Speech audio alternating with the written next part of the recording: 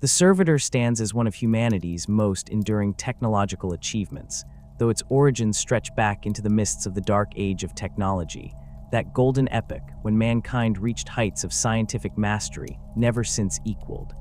During this era, the integration of biological tissue with mechanical components represented merely one avenue among countless technological marvels. The earliest servitors emerged not from theological conviction, but from practical necessity, humans modified to interface directly with machinery, their neural tissue repurposed to control complex systems with an efficiency no cogitator alone could match. These proto-servitors operated mining equipment on distant worlds, maintained atmospheric processors on colony vessels, and performed countless tasks where human intuition combined with mechanical precision proved invaluable. The fall changed everything. As the age of strife tore through human civilization, the warp storms that isolated Terra from its far-flung colonies severed the technological networks that had sustained humanity's golden age. Knowledge fragmented, and much of humanity's scientific understanding vanished into the darkness. On Mars, however, the tech clans who would eventually coalesce into the Mechanicum preserved fragments of this lost knowledge. Among the ancient data repositories and half-functional manufactorums, they discovered the principles of servitor creation, though the theological framework through which they interpreted this technology differed radically from its original secular application. The Mechanicum did not simply rediscover servitors, they reconceptualized them entirely. Where the ancients had seen tools, the priests of Mars perceived holy implements of the machine god's will. The process of servitor creation became ritualized, each step accompanied by prayers and invocations. The tech priests studied the fragmentary standard template construct data they possessed, reverse engineering the biomechanical integration processes while simultaneously developing the religious doctrine that would justify and sanctify these practices. By the time the Emperor's forces reached Mars during the Unification Wars, the Mechanicum had already established servitors as fundamental to their technological and theological framework. The cult Mechanicus built its entire philosophy around the inherent weakness of unmodified flesh. To the tech priests, the human body represented an imperfect vessel, prone to failure, disease, and the corruption of emotion. The machine, by contrast, embodied perfection, eternal, logical, and pure. Servitors occupied a unique position in this theological landscape. They were neither wholly flesh nor entirely machine, but rather a synthesis that purified the weakness of biological matter through sacred union with blessed mechanisms. A servitor's lobotomized brain, stripped of higher cognitive functions and reprogrammed for specific tasks, demonstrated the triumph of the machine over the chaotic inefficiency of human consciousness. This theological justification extended beyond mere practicality. The tech priests viewed servitor creation as an act of redemption, transforming flawed biological matter into something approaching the divine perfection of the machine. The process involved extensive surgery, the installation of mind impulse units, and the careful calibration of neural pathways to ensure optimal performance. Chemical treatments and psychosurgery reduced the servitor's consciousness to the bare minimum required for its designated function. What remained was a being that existed in a state the Mechanicum considered blessed, free from doubt, fear, ambition, or any of the countless weaknesses that plagued unaugmented humanity. The Omnissiah's doctrine, as interpreted by the Fabricator General and the High Priests of Mars, provided explicit guidance on the sources of biological material for servitor creation. Criminals sentenced to death found their punishment commuted to servitorization, their bodies repurposed to serve the Imperium they had wronged. Workers who failed in their duties, particularly those whose negligence resulted in damage to sacred machinery, faced similar fates. The vat grown also supplied material, cloned bodies produced specifically for conversion, their brains never fully developed beyond the basic structures necessary for servitor function. This practice eliminated any ethical concerns about destroying a fully formed human consciousness, though such concerns held little weight in Mechanicum theology regardless. The Treaty of Olympus Mons, negotiated between the Emperor and the Mechanicum during the final stages of the Unification Wars, formalized these practices throughout the nascent Imperium. The treaty granted the Mechanicum extensive autonomy in exchange for their technological support and military aid. Among its many provisions, the treaty explicitly recognized the Mechanicum's right to create servitors according to their established methods and to receive criminals and failed workers for conversion. This arrangement proved mutually beneficial. The Imperium gained access to Mars's manufacturing capacity and technical expertise, while the Mechanicum secured a steady supply of raw material for servitor production and maintained their theological independence. The treaty also established the legal framework that would govern servitor creation for the next 10 millennia. Forge worlds received the authority to demand tithes of criminals and failed workers from nearby imperial worlds. Planetary governors gained the power to sentence serious offenders to servitorization, a punishment considered more merciful than execution, yet more severe than any term of imprisonment.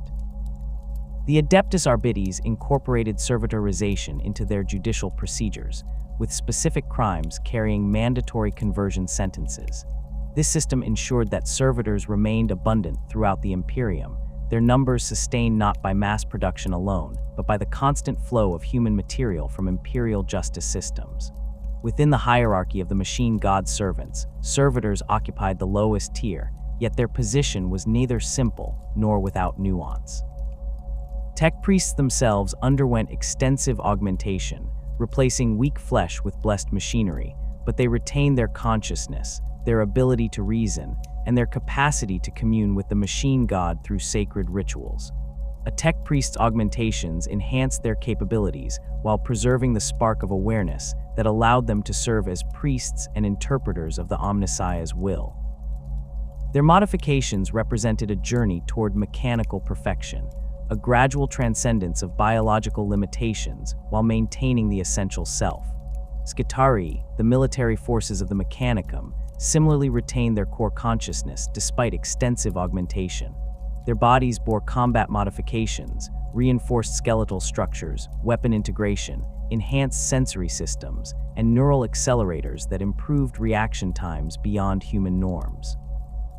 Chemical treatments and conditioning programs suppressed fear and pain responses, creating soldiers of remarkable efficiency. Yet Skitarii remained thinking beings, capable of tactical analysis, independent action within their operational parameters, and devotion to the machine god that went beyond mere programming. They served as warriors, not tools, and the Mechanicum recognized this distinction in both practice and theology. Battle servitors represented a middle ground, more sophisticated than standard servitors, yet fundamentally different from Skitarii. These combat units received more extensive neural preservation, allowing them to process tactical information and respond to complex battlefield conditions. Their weapon systems integrated directly into their bodies, heavy bolters replacing arms, plasma cannons mounted on shoulder assemblies, power fists grafted where hands once existed. The Mechanicum deployed battle servitors in situations requiring heavy firepower without the risk of losing valuable Skitarii or tech priests. Their enhanced programming allowed for basic tactical responses, but they lacked the true autonomy of thinking combatants. A battle servitor could identify targets, assess threats, and execute combat protocols, but it could not question orders, adapt to truly novel situations, or experience anything resembling the warrior's spirit that drove Skitarii forces. Standard servitors fulfilled countless roles throughout the Imperium, their specific modifications determined by their intended function. Labor servitors possessed enhanced musculature and reinforced skeletal systems, their bodies rebuilt to lift massive weights and operate heavy machinery without fatigue. Technical servitors carried specialized tools integrated into their bodies, welding torches, drilling mechanisms, precision manipulators capable of working with components too small or delicate for unaugmented hands. Medical servitors assisted in surgical procedures, their multiple limbs allowing them to monitor vital signs, administer medications, and assist surgeons simultaneously. Domestic servitors maintained the households of wealthy imperial citizens, their programming focused on cleaning, maintenance, and basic service tasks. Each type of servitor underwent specific modifications suited to its role, but all shared common features. The Mind Impulse Unit formed the core of servitor technology, a device that interfaced directly with the brain's motor cortex and sensory processing centers. This unit allowed servitors to receive commands through various means: verbal instructions, data pulse transmissions, or direct neural input from tech priests. The lobotomization process removed the portions of the brain associated with higher reasoning, emotion, and self-awareness, leaving only the structures necessary for basic function and task execution. Chemical regulators maintained the servitor's biological systems, preventing tissue rejection and managing the interface between organic and mechanical components. The transformation of a human being into a servitor begins in the sterile chambers of a mechanicum surgical facility, where tech priests gather to perform what they consider sacred work. The subject arrives restrained, conscious, or unconscious, depending on local procedures and the nature of their sentence. Vat-grown specimens require no restraint, their underdeveloped minds incapable of comprehending their fate. Criminals and penal converts often receive sedation, not from mercy, but to prevent physical struggle that might damage the biological material before processing begins. The tech priests perform their initial assessments with practiced efficiency, scanning the subject's neural architecture, measuring cranial capacity, and determining which portions of the brain will be preserved and which must be removed or suppressed. The lobotomization procedure itself represents the most critical phase of servitor creation. Tech priests approach the brain with precise tools, some mechanical and others bioelectric, designed to sever specific neural pathways while leaving others intact. The frontal lobes, responsible for personality, decision-making, and complex reasoning, receive the most extensive modification. Surgeons either remove these structures entirely or sever their connections to the rest of the brain, rendering them inert. The limbic system, which processes emotion and memory formation, undergoes similar treatment. Tech priests destroy or isolate the amygdala, hippocampus, and related structures, eliminating the subject's capacity for emotional response and preventing the formation of new memories beyond basic procedural learning. The motor cortex and cerebellum remain largely intact, as these structures control movement and coordination essential to servitor function. The brainstem continues operating without modification, maintaining basic autonomic functions like breathing and heartbeat. Sensory processing areas receive selective treatment. Visual and auditory centers remain functional to allow the servitor to perceive its environment, but the tech priests sever connections that would allow these sensations to generate emotional responses or complex interpretations. A servitor can see an injured human, but experiences no empathy, no distress, no recognition of suffering. It processes the visual information as raw data, nothing more. The surgery takes hours, sometimes days, for complex conversions. Tech priests work in rotating shifts, their own augmented bodies requiring less rest than baseline humans, but still needing periodic maintenance and recalibration. They employ a combination of techniques developed over millennia: laser scalpels that cauterize as they cut, neural dampeners that suppress specific brain regions without physical removal, and chemical agents that induce controlled cell death in targeted areas.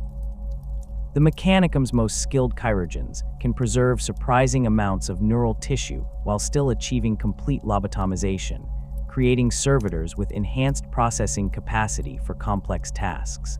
Lesser practitioners often resort to cruder methods, removing entire brain sections with less precision but equal effectiveness in destroying the subject's consciousness. Once the lobotomization reaches completion, the augmentation phase begins. Tech priests remove the subject's skull cap, exposing the brain for the installation of the Mind Impulse Unit. This device, roughly the size of a human fist, consists of thousands of microscopic electrodes that penetrate the brain tissue at specific points. Each electrode connects to particular neural clusters, creating direct pathways for external control. The Mind Impulse Unit's central processor, a cogitator array no larger than a thumb, translates incoming commands into electrical impulses that the brain interprets as its own intentions. When a tech priest orders a servitor to lift an object, the servitor's brain receives signals identical to those it would generate if the action were its own decision. The servitor experiences no sense of compulsion or external control because it lacks the cognitive structures necessary to recognize such concepts. The installation process requires extraordinary precision. Each electrode must reach its designated neural cluster without damaging surrounding tissue or severing critical connections. Tech priests use specialized surgical servitors during this phase, their multiple limbs holding magnification lenses, positioning guides, and monitoring equipment, while the priest guides each electrode into place. The procedure resembles the tuning of a complex instrument, with the tech priest making minute adjustments based on electrical readings and neural response patterns. A properly installed mind impulse unit integrates so thoroughly with the brain that the servitor's biological and mechanical components function as a unified system. Poorly installed units result in servitors with limited functionality, prone to seizures or random motor activation. The mechanicum typically destroys such failures and recycles their components. Cerebral plugs emerge from the subject's skull at standardized locations, usually at the base of the skull and along the crown. These ports allow direct data transmission, enabling tech priests to upload new programming, adjust behavioral parameters, or diagnose malfunctions without invasive surgery. The plugs themselves are crafted from blessed metals treated to prevent tissue rejection, their surfaces etched with microscopic circuits that interface with the mind impulse unit. Different servitor types receive different plug configurations. Labor servitors might have 2 or 3 basic ports, while technical servitors require extensive arrays capable of receiving complex instruction sets and specialized programming for particular tasks. The replacement of organic components with mechanical systems follows established protocols that vary based on the servitor's intended function. Labor servitors undergo extensive modification of their musculoskeletal system. Tech priests remove arms and replace them with hydraulic limbs capable of exerting tremendous force without fatigue. These limbs connect directly to the servitor's nervous system through the mind impulse unit, allowing natural motor control despite their mechanical nature. The servitor's spine receives reinforcement with plasteel rods and support structures, preventing compression damage when lifting heavy loads. Leg modifications include reinforced joints and additional actuators that provide stability under extreme weight. Technical servitors receive more specialized augmentation. Their arms might be replaced with assemblies containing multiple tool limbs, welding torches, precision manipulators, cutting implements, and diagnostic sensors, all mounted on articulated frameworks. These tools connect to the servitor's sensory systems, providing feedback that allows delicate work despite the absence of true tactile sensation. The servitor's eyes often undergo replacement with augmented optical systems capable of magnification, thermal imaging, or spectrum analysis depending on their designated tasks. Some technical servitors receive additional processing capacity, supplementary cogitator units installed in their chest cavities to handle complex calculations or store extensive technical data. Medical servitors present unique challenges in their creation. These units require more preserved neural function than standard servitors, as medical procedures demand a degree of problem solving and adaptability that purely programmed responses cannot provide. The lobotomization process for medical servitors removes emotional capacity and self-awareness while preserving portions of the brain associated with pattern recognition and procedural learning. The result is a servitor that can assist in surgery, monitor patient vital signs, and respond to medical emergencies with appropriate interventions, yet lacks any comprehension of the human suffering it witnesses. Medical servitors receive multiple limbs, typically 4 to 6 arms arranged around their torso, each equipped with different medical instruments or monitoring devices. The hard wiring of programming occurs throughout the augmentation phase. Tech priests inscribe basic behavioral protocols directly into the mind impulse unit's memory, creating responses that activate automatically under specific conditions. A labor servitor programmed to move cargo containers will automatically approach, grasp, lift, and transport containers when commanded, executing each step without conscious thought. More complex programming allows servitors to navigate facilities, avoid hazards, and perform sequential tasks. The Mechanicum guards its most sophisticated programming techniques jealously, with master chirurgeons developing specialized instruction sets for particular servitor types. These programs can take decades to perfect, refined through countless iterations and field testing. Chemical conditioning begins before surgery and continues throughout the servitor's operational life. Tech priests administer hormone regulators that suppress any remaining emotional responses and prevent the development of psychological conditions that might impair function. Growth hormones enhance muscle development in labor servitors, while suppressants prevent unnecessary tissue growth that might interfere with mechanical components. Anti-rejection medications maintain the interface between organic tissue and augmetic systems, preventing the immune responses that would otherwise attack foreign materials. The Mechanicum employs specialized chemical cocktails developed through millennia of experimentation, each formula calibrated for specific servitor types and operational environments. Genetic modification represents a more recent addition to servitor creation, though the techniques involved date back to the dark age of technology. Tech priests with access to gene labs can alter servitor DNA to enhance desired traits or eliminate problematic characteristics. Labor servitors might receive genetic modifications that increase bone density and muscle fiber efficiency. Technical servitors can be engineered with enhanced fine motor control at the cellular level. These modifications occur during the early stages of vat growth for purpose-bred servitors, or through retroviral treatments for converted criminals, though the latter approach proves less reliable and more prone to complications. Longevity treatments extend servitor operational life far beyond normal human parameters.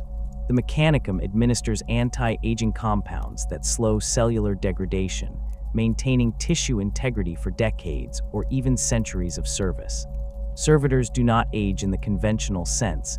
Their lobotomized brains show no signs of cognitive decline because they possess no higher cognitive functions to decline. Their bodies deteriorate slowly, maintained through regular chemical treatments and component replacement. A well-maintained servitor can operate for 100 years or more, though most suffer damage or wear that necessitates decommissioning long before reaching such ages.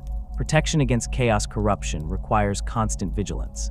The Mechanicum understands that servitors, despite their lobotomized state, still possess organic brains that warp entities might exploit. Tech priests inscribe protective wards onto mind impulse units, prayers to the Omnissiah etched in microscopic script across every surface. Chemical treatments include compounds believed to strengthen the barrier between real space and the warp, though the Mechanicum's understanding of such matters remains limited by their materialist theology.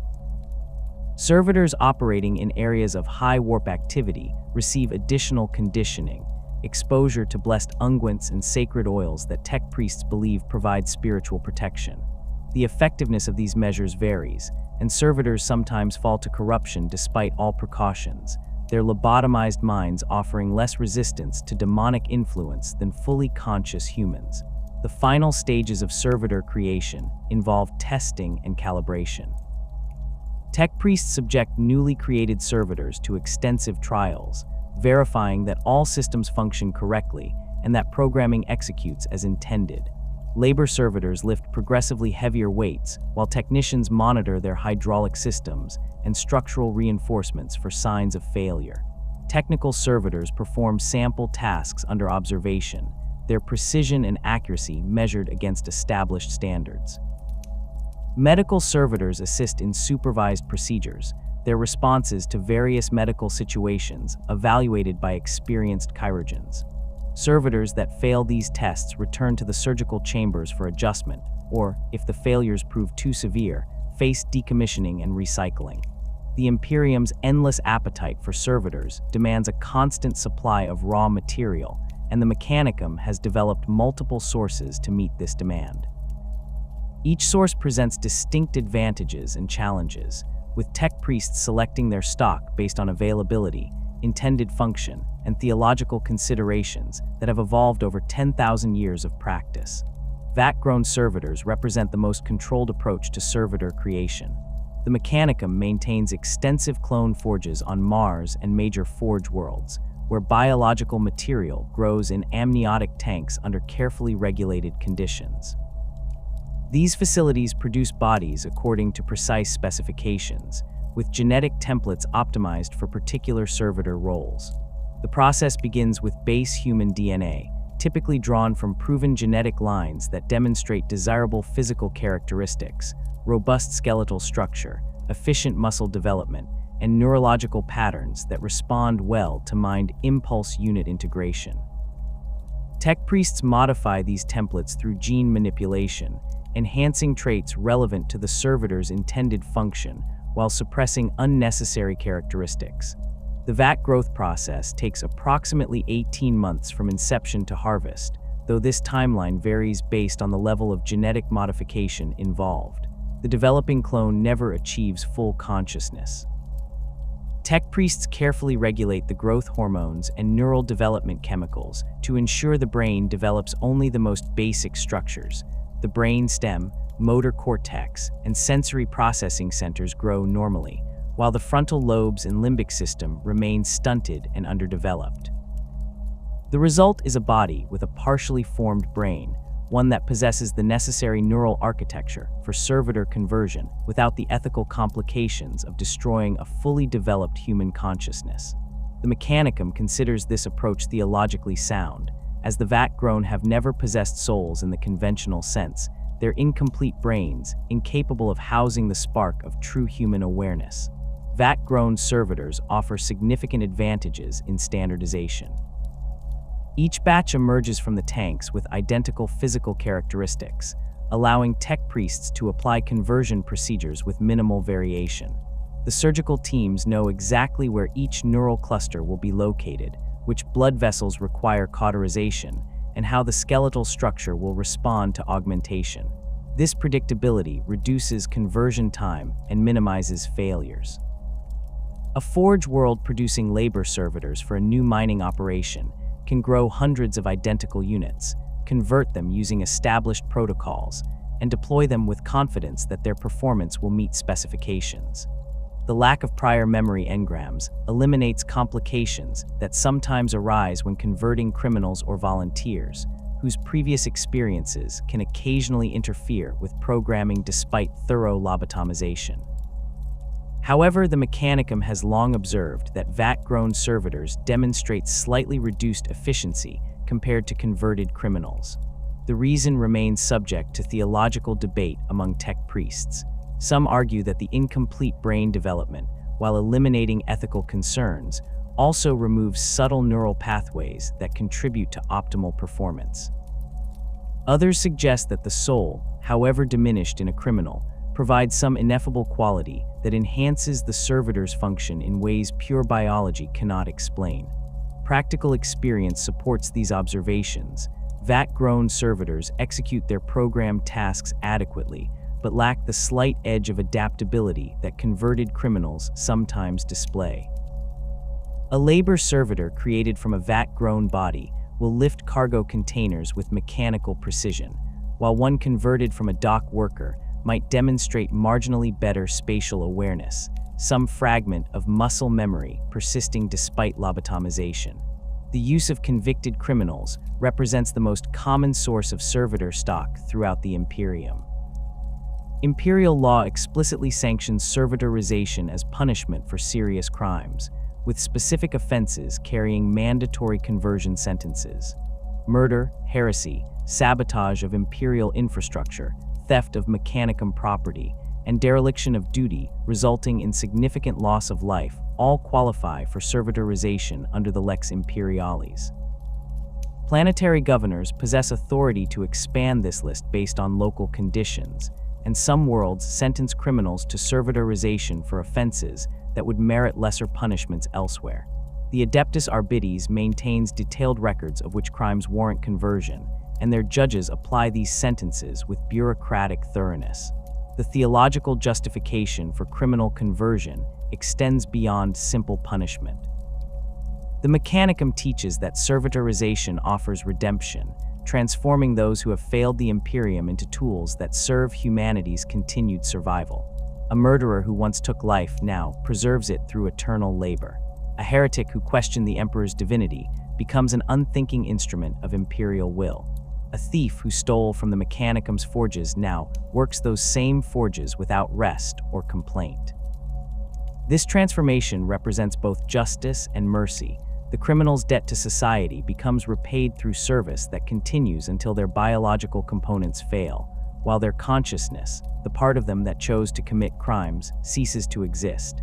They die as criminals but continue as servitors, their bodies redeemed through sacred union with the machine. Penal worlds supply vast quantities of criminal stock to nearby forge worlds. These prison planets house millions of convicts, their populations sustained through constant influx from surrounding systems. The Mechanicum maintains permanent facilities on major penal worlds, where tech priests process convicted criminals in industrial quantities. Transport ships arrive regularly, loading servitors for distribution throughout the sector. The efficiency of this system has made it the primary source of servitor stock in many regions. A single penal world can supply multiple forge worlds, with production rates measured in thousands of conversions per month. The criminals themselves receive no choice in the matter. Their sentences are final, and the Arbites deliver them to Mechanicum facilities with the same dispassionate efficiency they apply to all aspects of imperial law. Heretics face servitorization with particular frequency. The Ecclesiarchy and the Inquisition both employ conversion as punishment for religious crimes, though their approaches differ. The Ecclesiarchy focuses on heretics who have spread false doctrine or worshipped the emperor incorrectly, viewing their transformation into servitors as appropriate irony. Those who rejected proper faith become mindless servants incapable of belief. The Inquisition casts a wider net, sentencing to servitorization anyone who has encountered chaos corruption but remains salvageable. A citizen who witnessed demonic incursion but resisted corruption might still face conversion, their memories too dangerous to allow them continued consciousness. The Inquisition considers this merciful compared to execution, and the servitor created from such individuals serves the Imperium despite the taint they witnessed. Volunteers represent the most unusual source of servitor stock, yet they appear throughout the Imperium in surprising numbers. The cult Mechanicus attracts devotees who view servitorization as the ultimate expression of faith in the machine god. These believers, often menials who have spent their lives in Mechanicum service, request conversion as their final offering. They perceive their transformation as transcendence, a shedding of weak flesh in favor of blessed union with sacred machinery. Tech priests conduct elaborate ceremonies before converting such volunteers, prayers and rituals that honor their devotion even as the surgical implements prepare to destroy their consciousness. The volunteers themselves often display disturbing enthusiasm, their faith so absolute that they welcome the oblivion of lobotomization as a form of enlightenment. Desperation drives other volunteers to seek servitorization. Imperial worlds where starvation, disease, or economic collapse has rendered normal life impossible sometimes see citizens offering themselves to the Mechanicum in exchange for their families receiving food, medical care, or passage off-world. The tech priests accept such bargains without moral consideration. They require biological material, and the volunteers provide it willingly, regardless of motivation. Some forge worlds maintain formal programs where citizens can volunteer for conversion in exchange for specific benefits delivered to designated beneficiaries. These arrangements prove mutually advantageous, providing the Mechanicum with stock while allowing desperate individuals to secure their family's survival through the ultimate sacrifice. Debt bondage to the Adeptus Mechanicus frequently ends in servitorization. Tech priests loan equipment, technology, or expertise to imperial organizations, planetary governments, and even individuals, with repayment terms that include servitor stock as acceptable compensation. A governor who cannot repay the Mechanicum for constructing new manufactorums might offer criminals from his prisons, but if the criminal supply proves insufficient, the contract may stipulate that volunteers or even randomly selected citizens fulfill the remaining obligation. The Mechanicum enforces these contracts with absolute rigor, viewing them as sacred agreements blessed by the machine god. Failure to provide the agreed-upon stock results in severe consequences, including trade embargoes, withdrawal of technical support, or in extreme cases, military action by Skitarii forces. Battlefield salvage presents a controversial but widespread practice that the Mechanicum employs with varying degrees of openness, depending on the Forge world and the political situation. Severely wounded Imperial Guard soldiers, who cannot be saved through conventional medical intervention, face a choice between death and conversion. Tech priests attached to Guard regiments possess authority to claim dying soldiers as servitor stock, particularly when those soldiers have sustained injuries that destroy higher brain function, while leaving the motor cortex and brain stem intact. A guardsman with catastrophic head trauma might have his ruined skull opened on the battlefield, a mind impulse unit installed directly into the exposed brain, and his body pressed immediately back into service as a gun servitor or combat loader. The practice horrifies some Guard officers, but proves grimly practical in extended campaigns, where servitor losses mount and replacement stock remains unavailable. The conversion of Space Marines who have failed their chapter represents one of the Mechanicum's most carefully guarded practices. Chapters maintain absolute authority over their battle brothers, and most prefer to grant the Emperor's peace to Marines who have dishonored themselves rather than allow servitorization. However, some chapters view conversion as appropriate punishment for specific failures. A Marine who fled from battle, who struck a superior officer, or who demonstrated cowardice might face servitorization as both punishment and continued service. The process differs from standard conversion due to Space Marine physiology. Their enhanced organs, reinforced skeleton, and modified brain structure require specialized techniques. The resulting servitors demonstrate remarkable capabilities, their superhuman strength and resilience making them formidable combat units even in their lobotomized state. These conversions remain rare, as chapters consider them shameful and prefer to handle disciplinary matters internally. Captured enemies provide another source, though the Mechanicum approaches this practice with caution. Orc bodies prove unsuitable for servitorization due to their fungal biology and aggressive cellular structure that continues fighting even after lobotomization. Eldar captives theoretically could be converted, but their psychic nature makes the process extremely dangerous, with high risks of warp corruption or violent psychic backlash during surgery. Tau prisoners have been successfully converted in some cases, their bodies responding to standard procedures, though the Fire Cast's physiology sometimes rejects augmentation. Human traitors and chaos cultists present the greatest risk. Their exposure to the warp leaves them vulnerable to corruption that can spread to the servitor units they become. The Mechanicum converts such prisoners only after extensive screening and purification rituals, and even then, the resulting servitors require constant monitoring for signs of taint. The sheer scale of servitor production across the Imperium demands all these sources operating simultaneously.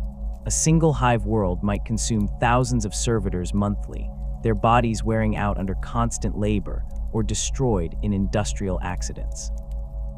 Forge worlds require millions of servitors to maintain their manufactorums, mining operations, and support facilities. The Imperial Guard uses servitors extensively for logistics, maintenance, and combat support roles. The ecclesiarchy employs them in their cathedrals and monasteries.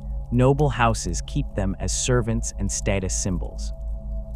This universal demand ensures that the Mechanicum's conversion facilities never lack for material, with criminals, vat-grown bodies, volunteers, and salvaged wounded flowing constantly into surgical chambers across thousands of worlds. The Imperium's servitor population divides into distinct categories based on function, each type modified to excel at specific tasks that sustain humanity's galactic civilization.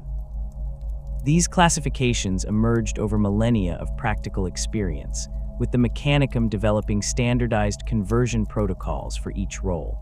The distinctions between categories often blur in practice, as Forge worlds adapt designs to local needs and available stock, but certain fundamental types appear across the Imperium with remarkable consistency.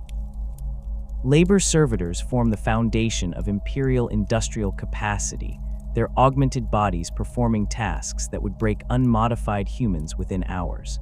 Cargo loaders represent the most common variant, their arms replaced with hydraulic clamps capable of grasping containers weighing several tons. These servitors work in planetary spaceports, ship loading bays, and warehouse facilities throughout the Imperium. Their conversion involves extensive skeletal reinforcement, with plasteel rods integrated along the spine and additional support structures installed throughout the ribcage. The legs receive similar treatment, reinforced joints and secondary actuators preventing collapse under extreme loads. A typical cargo loader stands over 2 meters tall, its hunched posture resulting from the massive hydraulic assemblies that replace its shoulders and upper arms. The servitor's hands have been removed entirely, replaced with clamp mechanisms that adjust automatically to grip objects of varying sizes and shapes. The Mind Impulse Unit programming for cargo loaders focuses on spatial awareness and load distribution. These servitors calculate optimal grip points instinctively, their lobotomized brains processing weight distribution through programming that operates below conscious thought. They navigate crowded cargo bays without collision, stack containers with precision that maximizes space efficiency, and operate loading equipment through direct neural interface. A cargo loader can work continuously for days without rest, its biological components sustained through intravenous nutrient feeds and chemical stimulants that prevent muscle fatigue. The servitor experiences no boredom, no physical discomfort from repetitive motion, no desire for anything beyond executing its programmed tasks.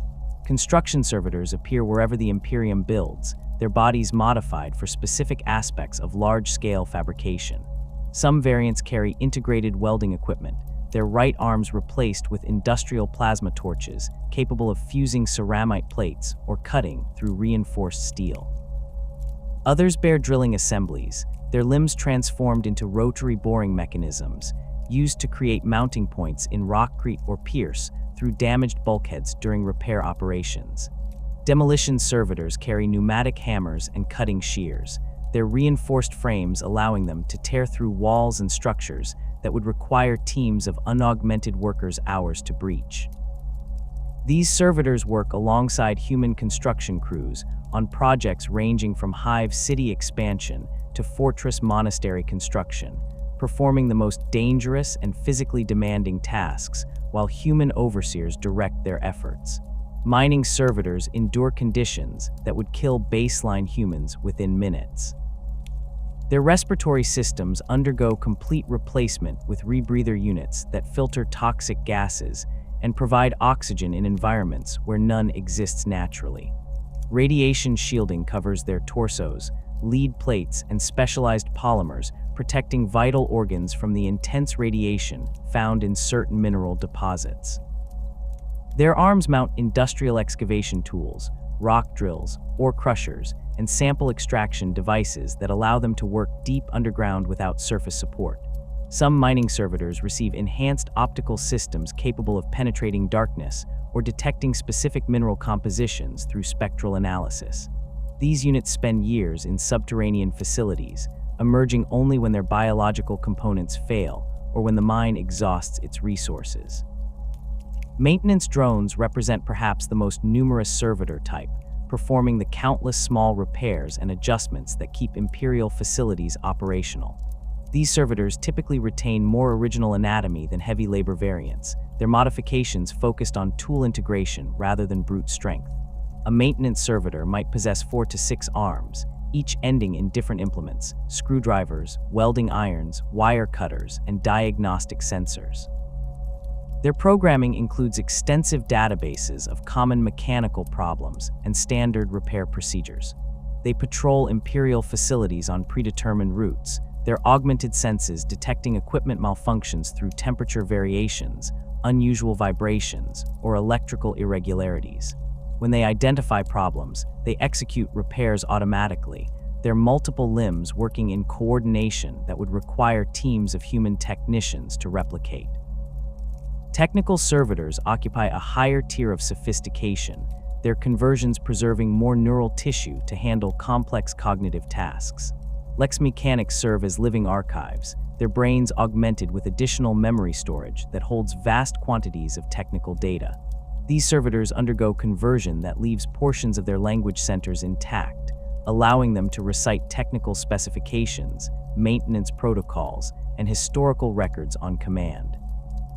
Tech priests consult lex mechanics when they need information from obscure sources, or when accessing physical data archives proves impractical. The servitor's brain functions as a biological database, retrieving information through queries transmitted directly to its mind impulse unit.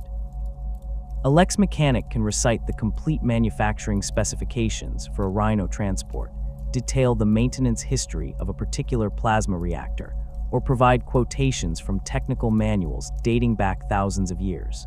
Calculus servitors handle mathematical operations beyond standard cogitator capacity.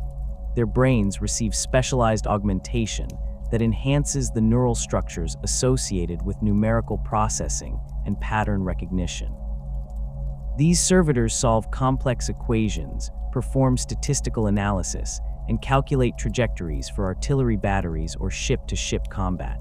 The Mechanicum employs them extensively in Forge World Manufactorums, where they optimize production schedules, calculate resource allocation, and monitor quality control across thousands of simultaneous manufacturing processes.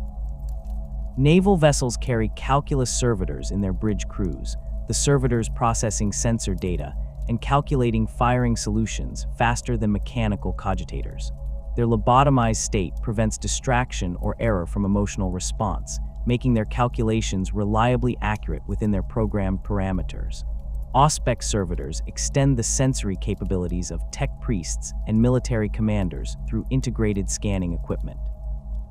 Their skulls house powerful auspex arrays capable of detecting life signs, energy signatures, and mechanical activity at considerable range. Some variants specialize in specific detection types. Thermal imaging servitors identify heat sources through walls and obstacles, while electromagnetic spectrum servitors detect power sources and active machinery.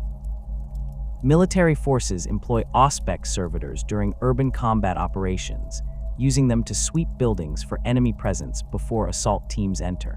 The servitors advance into dangerous areas without concern for their survival, their sensors feeding real-time data back to human commanders who remain in relative safety. Interface servitors serve as living connection points between human operators and complex machinery. Their bodies bristle with data ports, cable connections, and transmission nodes that allow them to physically link with ship systems, defense networks, or industrial control mechanisms. A tech priest can connect directly to an interface servitor, using it as a relay to access systems too dangerous or corrupted for direct neural contact. These servitors absorb feedback surges and data corruption that would damage a tech priest's augmetics, their biological brains serving as buffers that protect more valuable personnel. When a system experiences catastrophic failure, the interface servitor typically dies, its brain destroyed by electrical overload or corrupted data streams, but the tech priest it protected survives to continue their work. Domestic and administrative servitors maintain the households of imperial nobility and the bureaucratic machinery of planetary governments. Scribe servitors sit in scriptoriums across the Imperium, their hands replaced with multiple writing implements that transcribe documents at superhuman speed. These servitors copy legal texts, reproduce administrative orders, and maintain the endless paper records that imperial bureaucracy demands. Their programming includes perfect penmanship and the ability to reproduce complex Gothic script without error. A scribe servitor can work for days without pause, producing hundreds of pages of flawless text, while human scribes rest or attend to other duties. Some variants include integrated printing mechanisms, their chests modified to contain ink reservoirs and stamping equipment that produces official seals and certifications. Service skulls represent a unique category, created from the actual skulls of deceased imperial servants rather than complete bodies.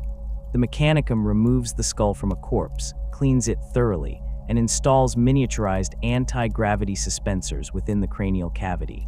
The brain has been removed entirely, replaced with a compact cogitator that handles basic autonomous functions. Additional equipment varies based on intended purpose. Some serviceskulls carry recording devices, others mount small lumen globes to provide illumination, and military variants might include targeting lasers or proximity sensors. The Mechanicum creates serviceskulls from servants who performed valuable service during life, considering the transformation and honor that allows continued usefulness after death. Wealthy imperial citizens often commission serviceskulls from deceased family members, the floating skulls serving as both functional tools and macabre memorials. Cherubim disturb even hardened imperial citizens, despite their widespread use in ecclesiarchy facilities. These servitors begin as infant corpses or vat-grown bodies terminated at early developmental stages. The Mechanicum removes the limbs and installs anti-gravity suspensors similar to those used in serviceskulls. Artificial wings, crafted from synth muscle and covered in real or synthetic feathers, attached to the torso for aesthetic rather than functional purposes. The cherubim flies through suspensor technology, not wing movement. The face receives preservation treatment and often cosmetic modification to create an angelic appearance. The brain, barely developed in infant specimens, receives minimal augmentation sufficient only to execute simple tasks like carrying messages, holding candles during ceremonies, or monitoring specific areas. Ecclesiarchy priests consider cherubim appropriate servants for sacred spaces, their childlike appearance symbolizing innocence despite the grotesque reality of their construction. Administrative servitors populate government offices throughout the Imperium, performing clerical tasks that sustain planetary bureaucracies. These servitors typically retain more human appearance than industrial variants, their modifications limited to cranial implants, and hand replacements with specialized digits for operating data slates and cogitator interfaces. They file documents, retrieve records from archives, and perform basic data entry tasks that would consume human workers' entire careers.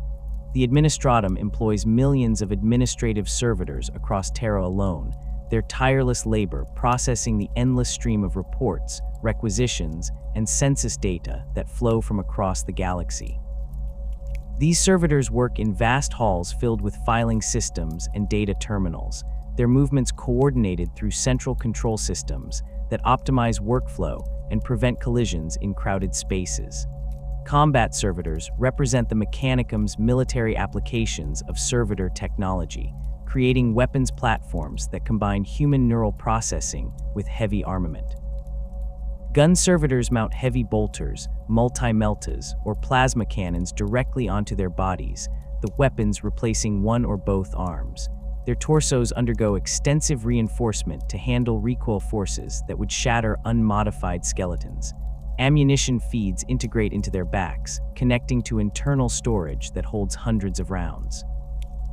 The servitor's targeting systems link directly to its visual cortex through the mind impulse unit, allowing it to acquire and engage targets with mechanical precision. Gun servitors lack the tactical flexibility of human soldiers, but excel at static defense, their tireless vigilance and steady aim making them effective sentries for critical installations. Cataphren battle servitors represent the Mechanicum's most sophisticated combat units below true Skitarii.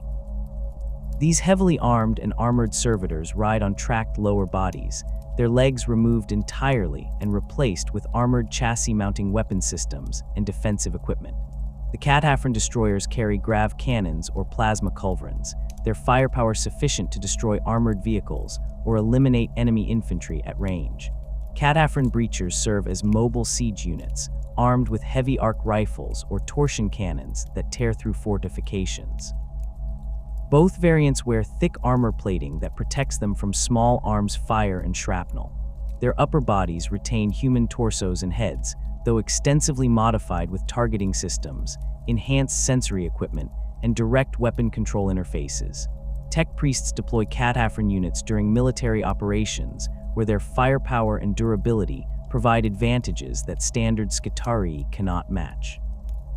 Praetorian servitors guard important mechanicum facilities and high-ranking tech priests, their programming focused on threat assessment and defensive response.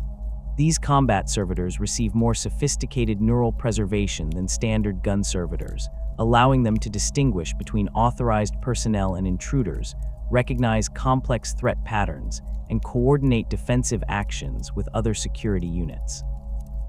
Their weapons integrate into their bodies, typically heavy stubbers or bolters, though some carry power weapons for close combat. Praetorian servitors stand motionless for hours or days, their patient vigil interrupted only by detected threats. When they identify hostile targets, they engage with ruthless efficiency, their targeting protocols prioritizing threats based on weapon type, armor level, and proximity to protected assets. Close combat servitors mount chain blades, power fists, or crushing claws where their arms once existed. These units serve in boarding actions, urban combat, and assault operations where ranged weapons prove less effective than brutal melee capability. Their programming includes basic combat algorithms, strike patterns, defensive positioning, and threat prioritization that allow them to fight effectively despite their lobotomized state. The servitor's pain receptors have been completely disabled, allowing it to continue fighting even with catastrophic injuries that would incapacitate human soldiers. A close combat servitor might lose an arm, suffer massive torso damage, or sustain injuries that expose internal mechanisms, yet continue attacking until its motor functions fail completely or its brain sustains terminal damage. The servitor's mind impulse unit contains layers of behavioral protocols that determine every aspect of its function, from basic motor control to complex task execution.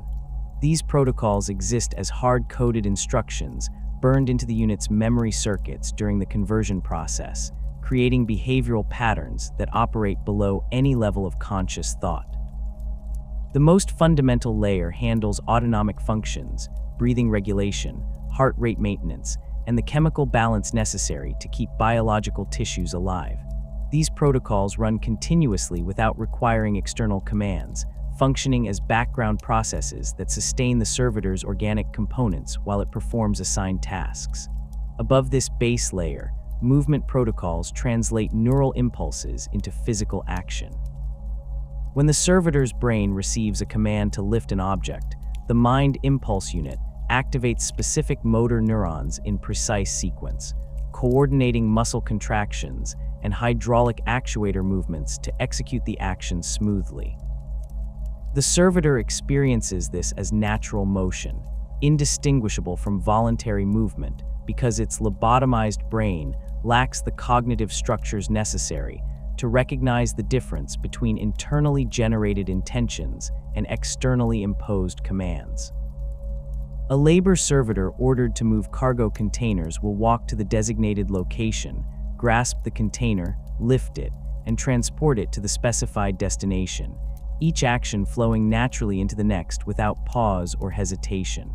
Task-specific protocols occupy the next hierarchical level, containing detailed instruction sets for particular operations. A technical servitor's mind impulse unit might hold thousands of these protocols, procedures for welding specific joint types, protocols for replacing particular components in common machinery, or sequences for diagnostic testing of power systems. The tech priests who program servitors spend considerable effort crafting these instruction sets, ensuring they cover every likely scenario the servitor will encounter during normal operations. Each protocol includes conditional branches that allow the servitor to adapt to minor variations in task execution. If a bolt proves too tight for standard torque, the protocol instructs the servitor to apply additional force up to predetermined safety limits. If a component shows damage during inspection, the protocol directs the servitor to mark it for replacement rather than attempting repair. Command hierarchies determine whose orders the servitor will accept and under what circumstances. Every servitor receives primary authorization codes during its initial programming, typically keyed to specific individuals or classes of personnel. A servitor assigned to a particular tech priest responds only to that priest's commands, ignoring instructions from others unless its programming includes secondary authorization for supervisory personnel. Military servitors recognize rank insignia and voice patterns, accepting orders from officers above specified grades while disregarding commands from enlisted personnel. This hierarchical structure prevents confusion in environments where multiple people might attempt to direct servitor actions, ensuring that the units respond to appropriate authority rather than whoever happens to speak to them first. The authorization system operates through multiple verification methods simultaneously. Voice recognition compares speech patterns against stored templates, analyzing pitch, rhythm, and linguistic markers unique to authorized individuals. Visual identification examines uniform details, rank insignia, and in some cases facial features, though this proves less reliable than voice analysis due to variations in lighting and viewing angles. Chemical sensors detect pheromone signatures and biological markers, providing additional verification that the person issuing commands matches authorized profiles. For maximum security applications, servitors require multiple simultaneous confirmations, correct voice pattern, appropriate rank insignia, and matching chemical signature before accepting commands. This layered approach prevents enemy forces from simply wearing captured uniforms or mimicking voices to subvert servitor units. Tech priests communicate with servitors through multiple channels beyond simple verbal commands. Lingua technis, the specialized language of the Mechanicum, includes specific grammatical structures and technical vocabulary designed for precise machine instruction. A tech priest speaking lingua technis to a servitor can convey complex commands in compressed format, each phrase containing layers of meaning that the servitor's mind impulse unit parses into detailed action sequences. The language eliminates ambiguity through its rigid structure, preventing the misinterpretation problems that plague natural language commands. When a tech priest instructs a servitor to execute maintenance protocol 7 gamma on power coupling array theta, the servitor understands exactly which components to inspect, what tools to use, and what tolerances to verify, all conveyed in a single sentence. Data cant represents an even more efficient communication method, consisting of binary code sequences transmitted through audible clicking, electronic pulses, or direct data link connection. Tech priests with appropriate augmentation can speak data cant at speeds far exceeding normal speech, their vocal implants producing rapid clicks and tones that convey information at rates measured in kilobytes per second. Servitors equipped to receive data can't process these transmissions directly through their mind impulse units, bypassing the slower neural pathways involved in language comprehension. A tech priest can transmit an entire maintenance procedure to a servitor in seconds, the data flowing directly into the unit's memory, where it becomes immediately executable. This method proves invaluable in combat situations or emergency scenarios where verbal commands would consume too much time. The Noospheric interface allows tech priests with advanced augmentation to control servitors through direct thought transmission. The noosphere exists as a localized data network created by the combined transmission fields of multiple augmented individuals and machine systems. Within this network, properly equipped tech priests project their intentions as formatted data packets that servitors receive and interpret as commands. A tech priest standing in a manufactorum can simultaneously direct dozens of servitors through Noospheric connection, each unit receiving individualized instructions without the priest speaking a word or making a physical gesture. The servitors execute these commands with perfect synchronization, their actions coordinated through the shared network in ways that verbal instruction could never achieve. Direct cranial connection provides the most intimate control method, used when precision or security demands absolute command authority.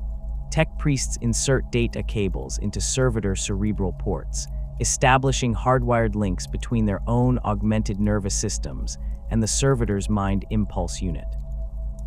Through these connections, the priest can monitor the servitor's sensory input in real time, perceive what the servitor sees and feels, and issue commands with response times measured in milliseconds.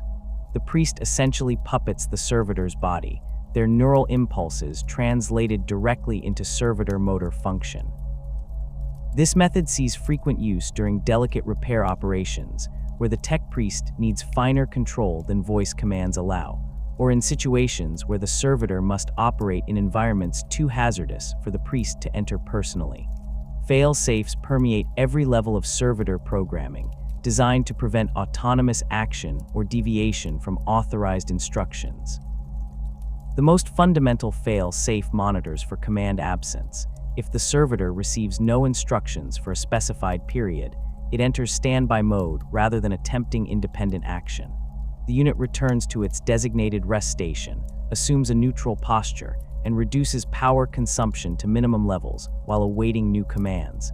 This prevents servitors from wandering aimlessly or attempting to continue tasks without proper supervision. A cargo loader that completes its assigned work will not begin moving random containers on its own initiative. Instead, it returns to its charging station and waits for further orders, its programming incapable of generating self-directed goals or purposes. Behavioral boundaries restrict servitor actions even when following legitimate commands. A servitor programmed for cargo handling cannot be ordered to perform technical repairs, even by authorized personnel. Its mind impulse unit recognizes such commands as outside its operational parameters and enters an error state, awaiting clarification or alternative instructions. This limitation prevents misuse of servitors for tasks they lack the programming to execute safely. The boundaries also include ethical restrictions, though these stem from practical rather than moral considerations. Combat servitors will not fire on individuals wearing appropriate identification codes, their targeting protocols automatically excluding such targets from engagement parameters. This prevents friendly fire incidents and ensures servitors cannot be easily turned against Imperial forces through simple verbal commands. Logic loops catch contradictory or impossible instructions before the servitor attempts execution. If commanded to lift an object that exceeds its load capacity, the servitor's mind impulse unit recognizes the physical impossibility and refuses the command rather than damaging itself through futile effort. If ordered to travel to two different locations simultaneously, the servitor enters an error state and requests clarification. These loops operate as protective measures, preventing servitor damage from poorly considered commands, while also ensuring that confused or contradictory orders do not result in dangerous behavior. A servitor that receives conflicting instructions from two authorized personnel will halt all action and emit an error tone, signaling that it requires resolution of the command conflict before proceeding. The servitor's inability to adapt to unexpected situations represents both a safety feature and a fundamental limitation.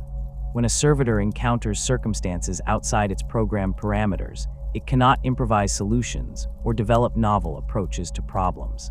A technical servitor programmed to replace specific components in a particular machine type will fail if presented with a similar but not identical machine, even if the repair procedure differs only slightly.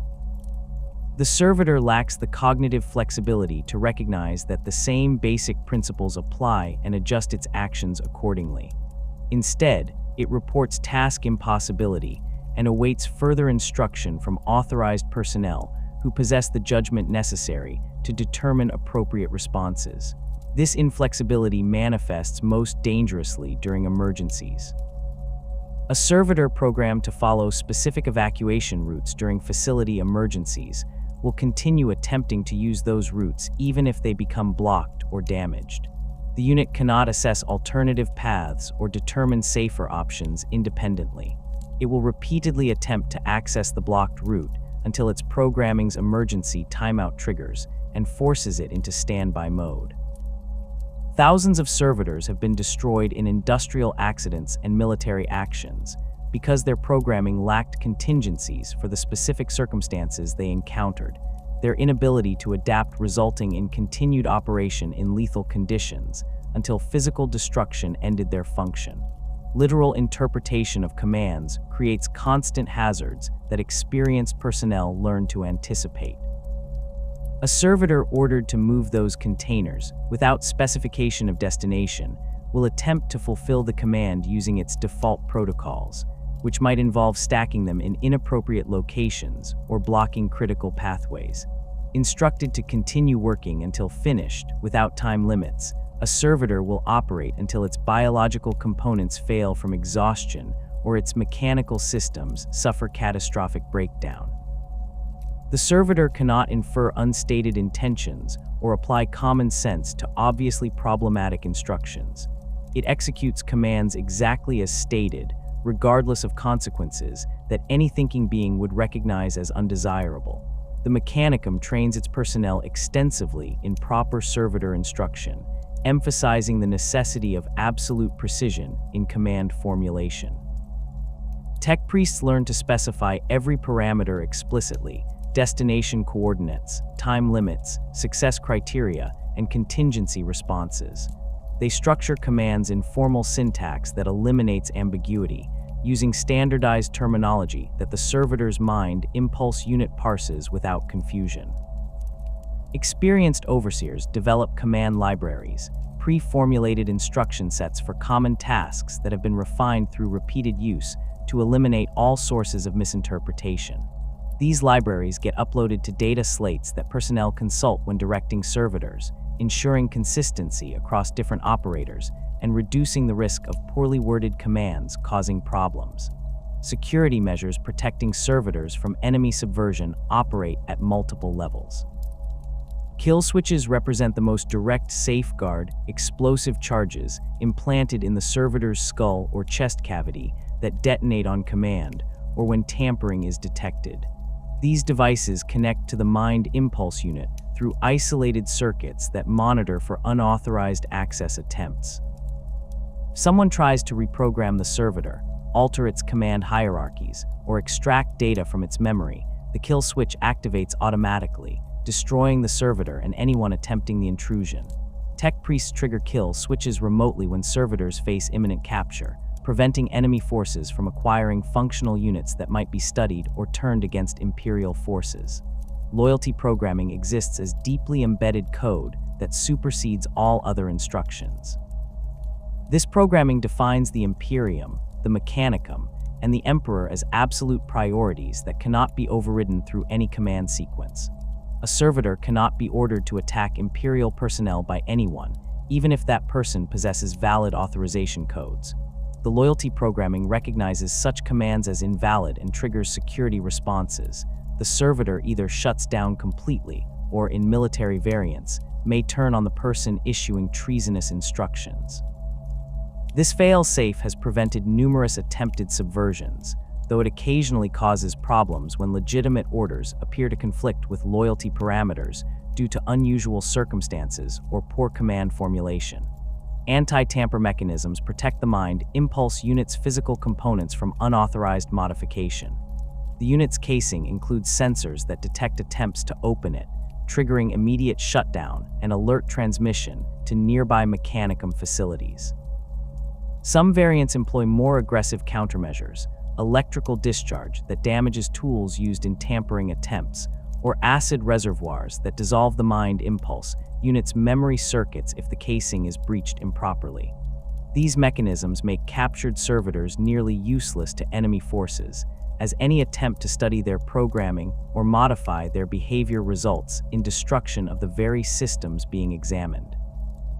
Encryption protects command transmissions from interception and falsification.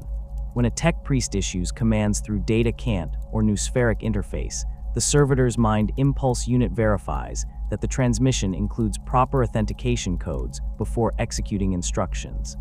These codes change according to complex algorithms that make them effectively impossible to duplicate without access to Mechanicum cryptographic databases. Enemy forces that attempt to control servitors through captured communication equipment find their commands rejected, the servitors recognizing the transmissions as unauthorized regardless of their content or apparent authority. Military servitors employ particularly sophisticated encryption, with authentication codes that rotate continuously and require synchronized chronometers to verify. Scrapcode detection systems monitor for corrupted data that might indicate chaos influence or hostile artificial intelligence intrusion. The Mechanicum understands that their servitors, despite lobotomization, remain vulnerable to certain forms of corruption that target their mechanical components rather than biological consciousness. Scrap code malicious data constructs that can subvert machine systems poses particular danger to servitors because their mind impulse units lack the sophisticated firewalls and security protocols of more advanced cogitators. Detection systems scan all incoming data for patterns associated with known scrap code variants, blocking suspicious transmissions and alerting tech priests to potential corruption attempts. Servitors that show signs of scrap code infection face immediate termination, their mind impulse units destroyed before the corruption can spread to other units or systems. Compartmentalization limits the damage from successful subversion attempts. Servitors operate in isolated command networks that prevent compromised units from affecting others. A servitor that falls under enemy control cannot issue commands to other servitors or access their programming, even if it possesses technical capability to interface with their systems. The authorization hierarchies that govern normal operations also restrict lateral communication, ensuring that servitors respond only to designated controllers rather than peer units. This architecture means that capturing or corrupting individual servitors provides limited advantage to enemy forces, as each unit must be subverted separately through the same difficult process. The Mechanicum maintains constant vigilance against servitor hijacking through regular inspection and testing. Tech priests examine servitors periodically for signs of tampering, unauthorized modifications, or behavioral anomalies that might indicate compromised programming. These inspections include physical examination of the mind impulse unit and its connections, diagnostic testing of command response patterns, and verification that authentication systems function correctly. Servitors that fail inspection face immediate removal from service and detailed analysis to determine whether they suffered malfunction, enemy interference, or corruption. The Mechanicum treats suspected subversion with extreme seriousness, often destroying entire servitor batches if even one unit shows signs of compromise, accepting the material loss as preferable to the risk of corrupted units operating within Imperial facilities. The servitor requires constant maintenance to sustain its hybrid existence, the marriage of flesh and machine demanding attention that neither purely biological nor fully mechanical systems would need. Tech priests schedule regular maintenance intervals based on servitor classification and operational intensity, with labor servitors working in hazardous environments requiring daily inspection, while administrative units in controlled conditions might go weeks between service appointments. The maintenance begins with visual examination, tech priests checking for obvious damage to external components, cracked hydraulic seals, frayed cables, corroded connection points, or damaged armor plating. They inspect the cerebral ports for signs of infection or tissue rejection, as the interface between skull and metal remains perpetually vulnerable to biological complications. Mechanical repairs form the bulk of routine maintenance work. Hydraulic systems lose pressure through microscopic seal degradation, requiring periodic replacement of gaskets and fluid reservoirs. Servitors working in industrial environments accumulate metal shavings, dust, and chemical residue in their joints and actuators, necessitating thorough cleaning and lubrication. The tech priests disassemble mechanical limbs, examining each component for wear patterns that indicate impending failure.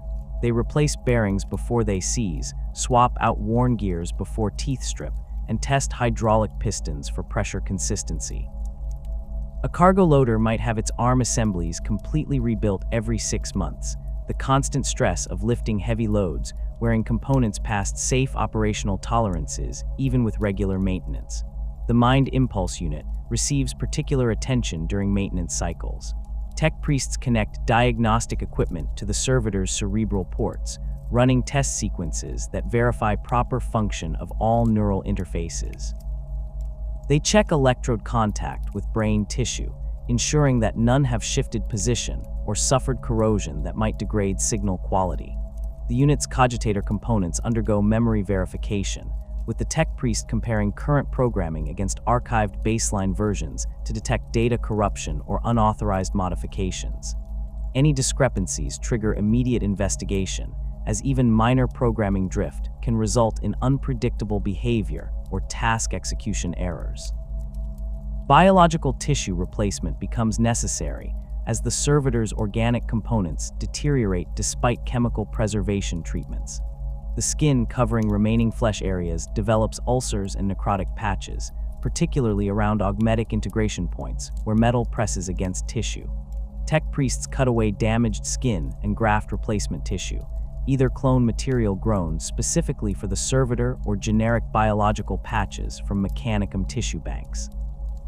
Internal organs require periodic replacement as well, with lungs, kidneys, and digestive systems failing under the constant chemical load necessary to sustain the servitor's modified physiology.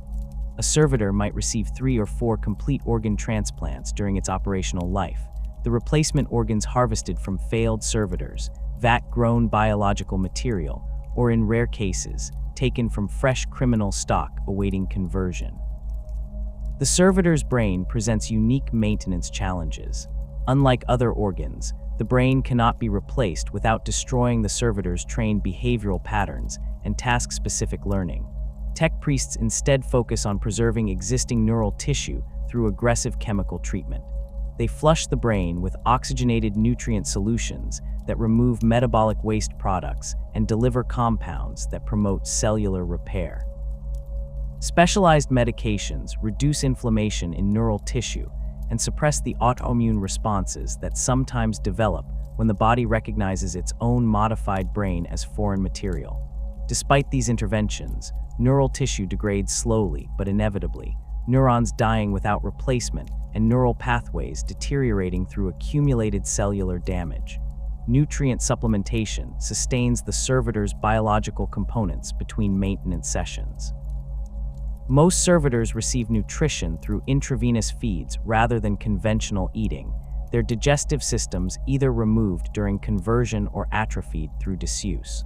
The nutrient solutions contain carefully balanced mixtures of proteins, carbohydrates, lipids, vitamins, and minerals, along with the numerous chemical additives necessary to maintain the servitor's modified physiology. Labor servitors require high-calorie feeds to fuel their enhanced musculature, while technical servitors need less nutritional input but more specialized compounds that support their preserved neural tissue. The feeding systems themselves require maintenance, with tubes and injection ports cleaned regularly to prevent bacterial growth that could cause systemic infection. Reprogramming prevents data corruption that accumulates in the mind, impulse units' memory systems over time. Cosmic radiation, electromagnetic interference, and simple electronic component degradation introduce errors into the servitor's programming, causing instruction sets to drift from their original specifications. Tech priests detect this corruption through behavioral analysis. A servitor that takes slightly longer to complete tasks, executes procedures in non-optimal sequence, or shows increased error rates likely suffers from programming degradation. The tech priest connects to the servitor's cerebral ports and uploads fresh copies of all programming, overwriting corrupted sections with verified code from secure archives. This process essentially resets the servitor to factory specifications, eliminating any accumulated errors, but also erasing any beneficial adaptations the unit might have developed through operational experience. Common failure modes plague servitors across all classifications, though specific problems vary based on the unit's role and operational environment. Behavioral loops represent one of the most frequent malfunctions, occurring when programming errors or neural damage cause the servitor to repeat actions indefinitely. A technical servitor might tighten the same bolt repeatedly, unable to recognize task completion and move to the next step in its procedure. A cargo loader could walk back and forth between the same 2 points, its navigation subroutines stuck in an endless cycle. These loops usually result from corrupted conditional statements in the servitor's programming. The code that tells it when a task is complete becomes damaged, so the servitor never receives the signal to stop and proceed to the next instruction. Tech priests identify looping servitors through observation or automated monitoring systems that track unit productivity, then repair the problem through reprogramming, or, if neural damage caused the issue, replacement of damaged brain tissue. Cognitive degradation manifests more gradually than acute malfunctions, the servitor's performance declining slowly as neural tissue deteriorates or programming corruption accumulates. The unit takes progressively longer to complete tasks, makes more frequent errors in execution, or begins requiring multiple command repetitions before responding. This degradation proves particularly insidious because it occurs so gradually that overseers might not notice the decline until the servitor's efficiency has dropped significantly. Regular performance testing helps identify degradation early, with tech priests comparing the servitor's current task completion times and error rates against baseline measurements taken when the unit was new. Servitors showing significant degradation undergo extensive maintenance, including neural tissue treatment, complete reprogramming, and replacement of any mechanical components that might contribute to reduced performance. Mechanical breakdowns occur with depressing frequency in servitors operating under harsh conditions. Hydraulic systems rupture, spilling fluid and leaving the servitor's limbs paralyzed. Actuators seize from accumulated contamination or bearing failure. Structural components crack under repeated stress, with plasteel reinforcement rods fracturing or weld points failing. Combat servitors suffer particularly high mechanical failure rates, the violence of battle subjecting their systems to forces far exceeding normal operational parameters. A gun servitor's weapon mounting might tear loose from recoil stress, or its ammunition feed mechanism could jam from battle damage. The Mechanicum maintains extensive spare parts inventories specifically to address these failures, with tech priests performing field repairs that replace damaged components and return servitors to operational status within hours. Electrical failures disable servitors as effectively as mechanical damage. Power routing systems short-circuit, cutting electricity to critical components. Data cables fray or disconnect, severing communication between the mind impulse unit and the servitor's mechanical systems. The mind impulse unit itself can suffer component failure, its delicate circuitry vulnerable to electromagnetic pulses, power surges, or simple age-related degradation. A servitor experiencing electrical failure might freeze in place, its brain still functioning but unable to communicate with its body. Alternatively, it might suffer partial failures where some systems remain operational while others go dark. A technical servitor could lose control of 3 of its 6 arms, or a combat servitor might retain mobility but lose weapon control. Tech priests diagnose electrical problems through systematic testing, checking each circuit and component until they isolate the failure point. Servitor madness represents the most disturbing failure mode, occurring when suppressed consciousness resurfaces despite lobotomization. The exact mechanism remains poorly understood even by the Mechanicum's most learned chirurgeons. Some theorize that incomplete lobotomization leaves neural pathways capable of regenerating over time, slowly rebuilding connections that restore fragments of awareness. Others suggest that extreme trauma or exposure to warp phenomena can shock dormant neural tissue back into activity. Regardless of cause, the symptoms prove unmistakable and deeply unsettling. The servitor begins exhibiting behaviors that suggest awareness. It might pause during tasks as if confused, turn its head to track movement when not commanded to do so, or emit vocalizations beyond the simple acknowledgement tones programmed into its responses. Advanced cases of servitor madness produce genuinely horrifying manifestations. The afflicted unit might begin weeping continuously, tears streaming from its augmented eyes while it mechanically performs assigned tasks. Some attempt communication, their lobotomized brains lacking the neural structures for coherent speech, but producing agonized moans or fragmented words that suggest terrible suffering. The servitor might claw at its own augmetics, trying to remove the mechanical components in what appears to be desperate attempts to reclaim its lost humanity. In extreme cases, the resurgent consciousness recognizes its condition, and the servitor's behavior suggests existential horror at finding itself trapped in a lobotomized body, aware but unable to think clearly, experiencing existence as an endless nightmare of fragmentary awareness and involuntary action. The Mechanicum responds to servitor madness with immediate termination. Tech priests consider the condition both dangerous and theologically problematic. A servitor experiencing consciousness resurgence becomes unpredictable, potentially dangerous if its awareness leads to resistance against commands or attempts to escape its servile condition. More troubling from a theological perspective, servitor madness suggests that the conversion process failed to properly purify the flesh through union with machine.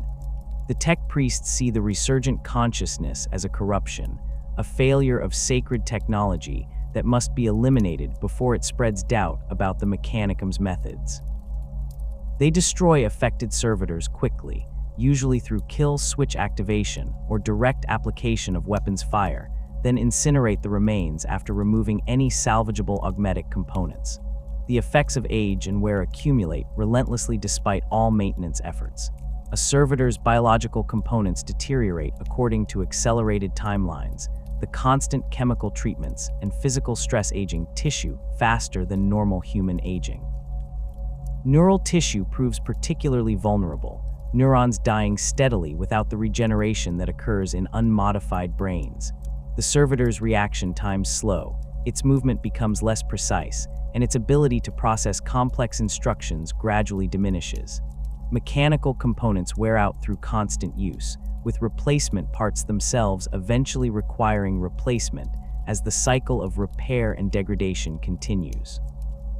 Even the mind impulse unit suffers from age, its electronic components degrading through thermal stress and electromagnetic interference until signal quality deteriorates below acceptable thresholds.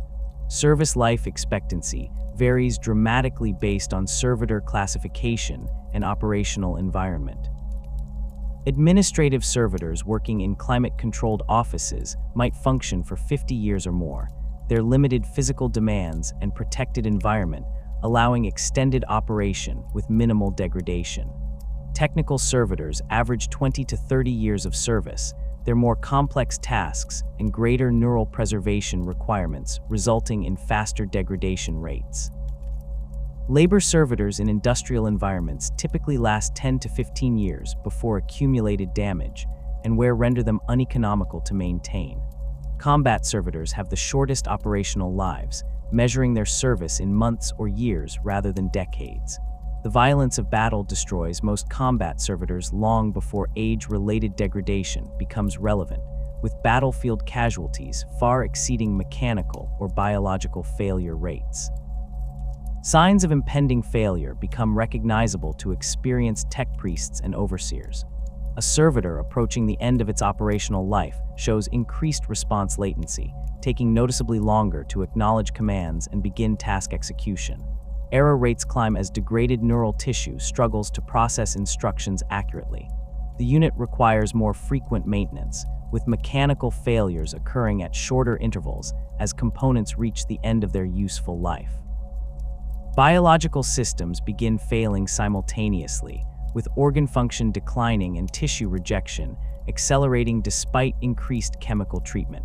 The servitor might develop tremors or uncoordinated movements as neural control deteriorates.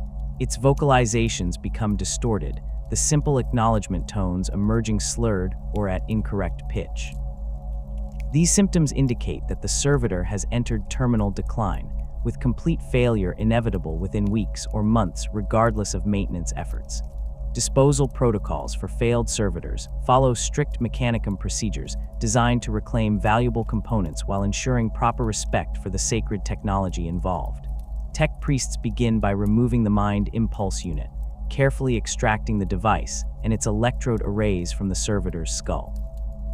These units often remain functional even when the servitor itself has failed, and the Mechanicum recycles them into new conversions after thorough testing and refurbishment. The extraction process requires precision to avoid damaging the delicate electrodes, with specialized tools designed specifically for this purpose. Once removed, the mind impulse unit goes to testing facilities where tech priests verify its functionality and determine whether it can be reused or must be broken down for component recycling. Other augmetic components receive similar salvage treatment. Hydraulic limbs, weapon systems, sensory equipment, and structural reinforcements all represent significant material investment that the Mechanicum refuses to waste. Tech priests systematically disassemble the servitor's mechanical systems, cataloging each component and assessing its condition. Undamaged parts go directly into parts inventories for use in repairs or new conversions. Worn but serviceable components receive refurbishment, with damaged sections replaced and where surfaces machined back to specification. Only completely destroyed or irreparably damaged parts face actual disposal, melted down for raw material recovery. The Mechanicum's recycling efficiency means that augmetic components might serve in dozens of different servitors over centuries, removed from failed units and installed in new ones in endless cycles of reuse. The biological remains receive less careful treatment. Once all augmetics have been removed, what remains is essentially organic waste, lobotomized brain tissue, degraded organs, and tissue that has spent years or decades saturated with chemicals that make it unsuitable for any further use. The Mechanicum considers these remains spiritually neutral, the sacred component of the servitor having been its mechanical augmentation rather than its flesh. Most facilities incinerate biological waste in industrial furnaces, the organic material reduced to ash that gets disposed of through standard waste management systems. Some Forge worlds use biological remains as feedstock for nutrient vat systems, breaking down the organic matter and recycling it into the nutrient solutions that sustain other servitors or vat growth operations. Ritual purification accompanies servitor disposal, the Mechanicum's theological framework requiring proper observance even for these lowly constructs. Tech priests recite prayers of decommissioning, thanking the Omnissiah for the service the servitor provided and requesting blessing for the components that will continue serving in new forms. They anoint salvaged augmetics with sacred oils, purifying them of any spiritual contamination they might have accumulated during operation. The Mind Impulse Unit receives particular attention, with tech priests performing ritual cleansing that involves both physical cleaning and data purges that erase all programming and operational logs. This purification serves practical and spiritual purposes. It ensures the components are physically clean and ready for reuse, while also symbolically severing their connection to the failed servitor and preparing them for rebirth in new forms. Failed servitors that suffered corruption or chaos taint face more extreme disposal procedures. The Mechanicum incinerates these units completely, including all augmetic components that would normally be salvaged. Tech priests consider the risk of spreading corruption through recycled parts too severe to accept any material recovery. They perform extensive purification rituals before destruction, prayers and blessings intended to cleanse the tainted components before fire reduces them to slag and ash. The incineration occurs in specially blessed furnaces, with tech priests monitoring the process to ensure complete destruction. The resulting ash undergoes additional purification treatment before disposal, and in extreme cases of corruption, the Mechanicum might jettison the remains into a star to guarantee absolute elimination of any lingering taint. The Adeptus Mechanicus operates as the Imperium's primary consumer of servitor labor, their forge worlds representing concentrations of servitor population that dwarf usage elsewhere in Imperial space. On major forge worlds like Mars, Risa, or Styges 8, servitors outnumber baseline human workers by ratios that sometimes exceed 100 to 1. The Mechanicum structures its entire industrial philosophy around servitor labor, viewing these lobotomized workers as ideal components in the grand machine of production. Unlike human laborers who require rest, food, social interaction, and living space, servitors operate continuously with minimal maintenance overhead. They never strike for better conditions, never question orders, never steal materials or sabotage equipment in acts of rebellion. A forge world's manufactorums function as vast ecosystems, where servitors perform every task from raw material handling to precision assembly work, their tireless labor sustaining production rates that would require impossible numbers of human workers to match. The scale of servitor deployment in Mechanicum facilities staggers comprehension.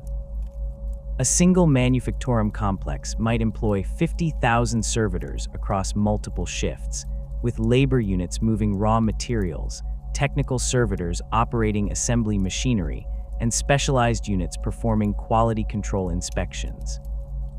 The servitors work in environments that would kill unaugmented humans within minutes: forge chambers where temperatures exceed human tolerance, chemical processing facilities filled with toxic fumes, radiation-saturated reactor maintenance areas, and vacuum-exposed sections of orbital installations. The Mechanicum designs these facilities around servitor capabilities rather than human needs, eliminating the expensive environmental controls that baseline workers would require. Ventilation systems remain minimal or non-existent in many areas, as servitors with rebreather augmentation need no breathable atmosphere. Temperature regulation focuses on protecting machinery rather than biological comfort, with servitors modified to withstand extremes that would cause human tissue to burn or freeze. Explorator fleets venturing beyond imperial borders carry servitor complements that constitute the majority of their operational personnel. A typical explorator vessel might have a crew of 2,000 tech priests and human support staff, but 15,000 servitors performing the countless tasks necessary to keep the ship functional during decades-long voyages into uncharted space. These servitors maintain the vessel's plasma reactors, repair hull damage from micrometeorite impacts, operate mining equipment when the fleet discovers resource-rich worlds, and serve as expendable scouts when exploring potentially dangerous locations. The tech priests view servitors as acceptable losses during exploration, sending them into unstable structures, toxic environments, or areas showing signs of Xeno's presence, while the valuable Mechanicum personnel remain safely aboard ship. An explorator fleet might lose hundreds of servitors during a single expedition, their bodies destroyed by environmental hazards, hostile aliens, or simple mechanical failure in extreme conditions. Yet the tech priests consider these losses trivial compared to the risk of losing trained personnel. Research stations operated by the Mechanicum demonstrate even more extreme servitor-to-human ratios. Facilities studying dangerous technologies, investigating archaeotech sites, or conducting experiments with unstable materials employ servitors for all direct interaction with hazardous subjects. A research station examining a recovered Dark Age of technology device might have 20 tech priests directing operations, but 200 servitors actually handling the artifact, operating testing equipment, and monitoring experimental parameters. When experiments fail catastrophically, as they frequently do when dealing with poorly understood ancient technology, the servitors absorb the casualties. The tech priests observe from protected positions, recording data as servitors are incinerated by energy discharges, torn apart by gravitational anomalies, or driven into malfunction by corrupted data streams emanating from the studied objects. The Mechanicum considers this approach both practical and theologically sound. Servitors exist to serve, and their destruction in pursuit of knowledge represents proper fulfillment of their purpose. The Astra Militarum employs servitors throughout its vast logistical network, though in numbers far smaller than Mechanicum usage. Guard regiments typically include servitor detachments assigned to specific support roles, where their tireless operation and immunity to morale problems provide clear advantages over human personnel. Artillery batteries use gun servitors as loaders and ammunition handlers, the units working with mechanical precision to maintain firing rates that human crews could not sustain for extended periods. A basilisk artillery piece might have a human crew of 5 operating the weapon itself, supported by 3 servitors that handle the backbreaking work of loading heavy shells, managing ammunition supplies, and performing basic maintenance between fire missions. The servitors work without fatigue, their augmented strength allowing them to manhandle artillery shells that would require multiple humans to lift safely. They show no fear of incoming counter-battery fire, continuing their loading duties, while human crew members take cover during bombardments. Battlefield engineering units incorporate servitors extensively, using them for tasks that combine heavy physical labor with exposure to enemy fire. Combat engineers deploy servitors to clear obstacles under fire, the lobotomized units advancing into kill zones to remove wire barriers, fill tank traps, or demolish fortifications, while human engineers direct operations from covered positions. Servitors equipped with dozer blades and excavation equipment prepare defensive positions, dig trenches, and construct firing positions with efficiency that exceeds human labor crews. The Guard accepts servitor casualties in these roles as preferable to losing trained engineers, viewing the units as expendable tools rather than soldiers. A combat engineering company might begin a campaign with 30 servitors and end it with 5, the rest destroyed by enemy action or worn out through constant operation in hazardous conditions. Logistics operations consume the largest numbers of Guard servitors, with cargo handling units working in supply depots, spaceport facilities, and field distribution points throughout war zones. These servitors load and unload transport vehicles, organize supply stockpiles, and move ammunition and equipment to forward positions.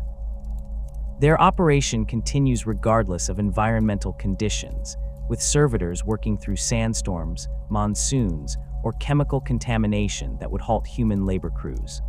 A major Guard supply depot might employ 500 servitors in continuous operation, the units moving thousands of tons of material daily without the rest periods, meal breaks, or shelter requirements that human workers demand. The servitors work in shifts determined purely by maintenance schedules rather than biological needs, with units rotating to repair facilities for servicing, while others take their places in unbroken cycles of labor. The controversial practice of converting penal legion soldiers into servitors occurs with disturbing frequency in extended campaigns. Guard commanders possess authority to sentence penal troopers to servitorization for serious disciplinary infractions, desertion attempts, or failure in assigned duties. The threat of conversion serves as powerful motivation for penal legions, their troops understanding that death in battle represents a better fate than lobotomization and eternal servitude. Tech priests attached to Guard forces perform field conversions using portable surgical equipment, transforming condemned prisoners into functional servitors within hours. These conversions lack the precision and sophistication of Forge World procedures, resulting in servitors with shorter operational lives and higher malfunction rates, but Guard commanders consider them adequate for immediate battlefield needs. A penal legion that suffers heavy casualties might see its survivors converted en masse, their bodies repurposed as servitors that continue serving the regiment that once counted them as soldiers. Space Marine chapters maintain far smaller servitor populations than other Imperial institutions, their emphasis on self-reliance and warrior culture limiting servitor usage to specific necessary roles. A typical chapter might employ several thousand servitors across its fortress monastery, fleet vessels, and forward operating bases, but these numbers pale compared to the tens of thousands of chapter serfs who perform most support functions. The Space Marines view excessive servitor dependence as weakness, preferring that their human auxiliaries remain thinking beings capable of initiative and adaptation. However, certain tasks prove better suited to servitor labor, and the chapters employ them in these specific capacities without hesitation. Chapter fleet vessels carry servitor complements that handle the most dangerous and unpleasant maintenance tasks. These units work in the plasma reactor chambers, their augmented bodies resistant to the intense radiation that would kill even Space Marines with extended exposure. They perform repairs in vacuum-exposed sections of damaged vessels, their rebreather systems, and pressure-resistant modifications, allowing them to work in conditions where even power-armored Marines would face difficulties. Gun servitors serve as backup weapon operators for the vessel's defensive batteries, their reaction times and targeting precision providing reliable performance during naval engagements. A battle barge might carry 300 servitors distributed throughout its systems, the units maintained by the ship's tech priests and deployed wherever their specialized capabilities prove necessary. Fortress monasteries employ servitors in roles that combine security requirements with menial labor. Gun servitors stand watch in armories and gene seed repositories, their unwavering vigilance and inability to be bribed or corrupted making them reliable sentries for the chapter's most sacred treasures. Labor servitors maintain the fortress's physical infrastructure, performing repairs and construction work in areas too mundane for chapter serfs to handle efficiently. Technical servitors assist the chapter's tech marines in maintaining the vast quantities of wargear and vehicles that Space Marine operations require, their multiple tool limbs and specialized programming allowing them to perform routine maintenance, while the tech marines focus on more complex repairs and sacred rituals. A fortress monastery might house 2,000 servitors, though this number fluctuates based on the chapter's current operational tempo and maintenance requirements. Weapon-bearer servitors represent a uniquely Space Marine application of servitor technology, units modified specifically to carry and supply ammunition for the chapter's heavy weapons. These servitors accompany Devastator squads into battle, their bodies modified to carry massive ammunition loads for heavy bolters, las cannons, and missile launchers. The servitors march behind the Space Marines, their programming allowing them to track their assigned warrior and provide ammunition on demand. When a Devastator's weapon runs dry, the weapon-bearer servitor advances to his position and supplies fresh ammunition with mechanical efficiency, then retreats to a safe distance while the Marine continues firing. These servitors wear heavy armor plating to improve their survival on the battlefield, though chapters accept that many will be destroyed during intense combat. The servitors lack the combat capability of actual Space Marines, but provide valuable fire support by ensuring heavy weapons remain supplied during extended engagements. Different chapters demonstrate varying approaches to servitor usage based on their cultures and tactical doctrines. The Iron Hands employ servitors extensively, their reverence for machine augmentation extending to acceptance of servitor labor as proper synthesis of flesh and steel. Iron Hand servitors often receive more sophisticated modifications than standard patterns, with the chapter's tech marines crafting specialized units that reflect their belief in mechanical superiority. The Space Wolves, conversely, use servitors minimally, their tribal culture viewing the lobotomized units with distaste and preferring that chapter serfs handle most support functions. Space Wolf servitors typically work in areas where their presence doesn't offend the chapter's sensibilities, deep in the bowels of ships, or in isolated maintenance facilities, where the warriors rarely encounter them.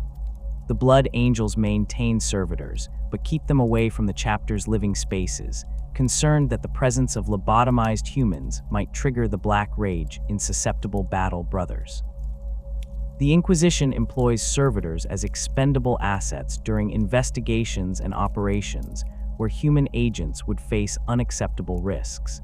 Inquisitors use servitors to search areas suspected of containing traps, sending the lobotomized units ahead, while the Inquisitor and their retinue remain at safe distances. Combat servitors serve as bodyguards and assault troops during raids on heretic hideouts or Xenos installations, their immunity to fear and pain making them reliable in situations where human soldiers might break under stress. Some Inquisitors maintain specialized servitors created from captured heretics, the units serving as both practical tools and symbolic demonstrations of the Inquisition's power to transform enemies into servants. An Inquisitor investigating a cult might convert captured cultists into servitors on site, using portable conversion equipment to transform prisoners into scouts or combat units that then assist in hunting down their former comrades. Radical Inquisitors sometimes push servitor technology into disturbing directions, creating units that blur the boundaries between servitor and something more sinister. These Inquisitors might preserve more consciousness than standard lobotomization allows, creating servitors that retain fragments of memory and personality while remaining under complete control through their mind impulse units.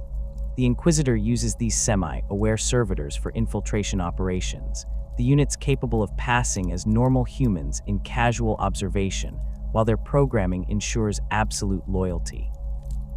Other radicals experiment with servitors created from Xenos subjects, attempting to harness alien capabilities within controllable lobotomized forms. The Ordo Xenos officially forbids such practices, but enforcement proves difficult given the Inquisition's decentralized structure and the autonomy individual inquisitors enjoy. The Adeptus Administratum operates the Imperium's vast bureaucratic machinery with servitor support that focuses on data processing and clerical functions. Scribe servitors work in scriptoriums across millions of worlds, their tireless copying and document reproduction sustaining the paper-based record-keeping that Imperial administration demands. A single administratum facility on a hive world might employ 10,000 scribe servitors, the units working in massive halls where they transcribe documents, copy reports, and maintain the physical archives that store Imperial records. These servitors possess more sophisticated neural preservation than labor units, their programming including complex language processing capabilities and the ability to reproduce intricate Gothic script with perfect accuracy. They work in silence except for the scratching of their writing implements and the occasional acknowledgement tone, their presence creating an atmosphere of mechanical efficiency that characterizes administratum operations. Lex Mechanic servitors serve as mobile reference libraries for administratum officials, their augmented brains storing vast quantities of regulatory information, legal precedents, and administrative procedures. A senior administratum adept might have personal Lex Mechanic servitors that follow them throughout their duties, ready to recite relevant regulations or provide historical context for decisions. These servitors receive regular programming updates as new regulations are issued or existing procedures change, ensuring they maintain current information. The administratum values Lex Mechanics highly, as their instant access to detailed information allows officials to make decisions without consulting physical archives or waiting for database queries to complete. A Lex Mechanic can recite the complete tax code for a planetary system, detail the proper procedures for processing specific types of requisition forms, or provide the historical precedents for unusual administrative situations. The ecclesiarchy maintains servitors primarily for maintenance of their vast cathedral complexes and to perform tasks deemed too menial for human clergy. Labor servitors clean the enormous spaces of major cathedrals, their tireless work keeping marble floors polished, brass fixtures gleaming, and countless candles lit throughout the structures. These servitors work during hours when the faithful are absent, their presence considered inappropriate during services and ceremonies. Technical servitors maintain the complex systems that support cathedral operations, heating, lighting, water purification, and the mechanical components of organs and other ceremonial equipment. The ecclesiarchy prefers that these servitors remain out of sight, hidden in maintenance corridors and service areas where they can perform necessary functions without disturbing the spiritual atmosphere the Church cultivates. Cherubim represent the ecclesiarchy's most distinctive servitor usage, the flying infant servitors serving ceremonial and practical functions throughout church facilities. These units hover through cathedrals during services, carrying censers that spread blessed incense, holding candles that provide symbolic illumination, or bearing sacred texts for priests to reference during ceremonies. The ecclesiarchy justifies cherubim creation through theological arguments about the innocence of children and their fitness to serve in holy spaces, though many within the Imperium find the practice disturbing regardless of religious rationalization. A major cathedral might maintain hundreds of cherubim, the units floating through the vast spaces in carefully choreographed patterns during important ceremonies. Outside of services, cherubim perform messenger duties, carrying documents between church officials or delivering orders to subordinates throughout cathedral complexes. Noble houses across the Imperium employ servitors as status symbols and practical servants, with the number and sophistication of servitors owned indicating the family's wealth and connections. A planetary governor might maintain a household staff of 200 servitors, the units performing every task from food preparation to grounds maintenance. These domestic servitors typically receive cosmetic modifications that make them less disturbing to look at, synthetic skin that appears more natural, facial features that seem almost human, and clothing that conceals their augmetic components. The nobility prefer servitors that can pass for human servants at casual glance, finding the obvious lobotomization scars and mechanical components aesthetically displeasing in their living spaces. Some noble houses commission custom servitors from the Mechanicum, units designed for specific purposes like wine service, musical performance, or maintenance of particular types of equipment. Wealthy merchants and rogue traders employ servitors extensively aboard their vessels and in their business operations, valuing the unit's reliability and immunity to corruption. A rogue trader's flagship might carry 5,000 servitors handling everything from cargo loading to weapons operation, with the human crew focused on command, navigation, and tasks requiring judgment that servitors cannot provide. The rogue trader accepts servitor losses as operational expenses, replacing destroyed or worn-out units at forge worlds encountered during their travels. Some rogue traders develop preferences for servitors from particular forge worlds, believing that certain Mechanicum facilities produce superior units, and they route their voyages to ensure regular access to their preferred suppliers.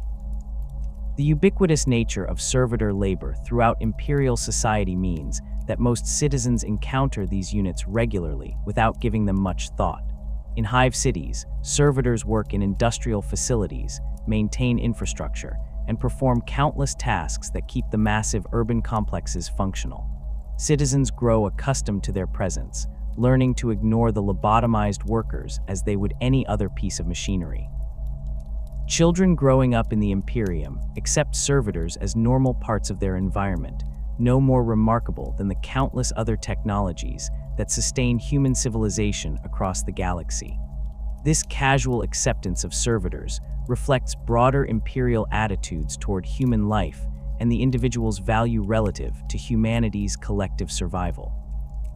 The servitor represents the Imperium's pragmatic approach to existence in a hostile galaxy.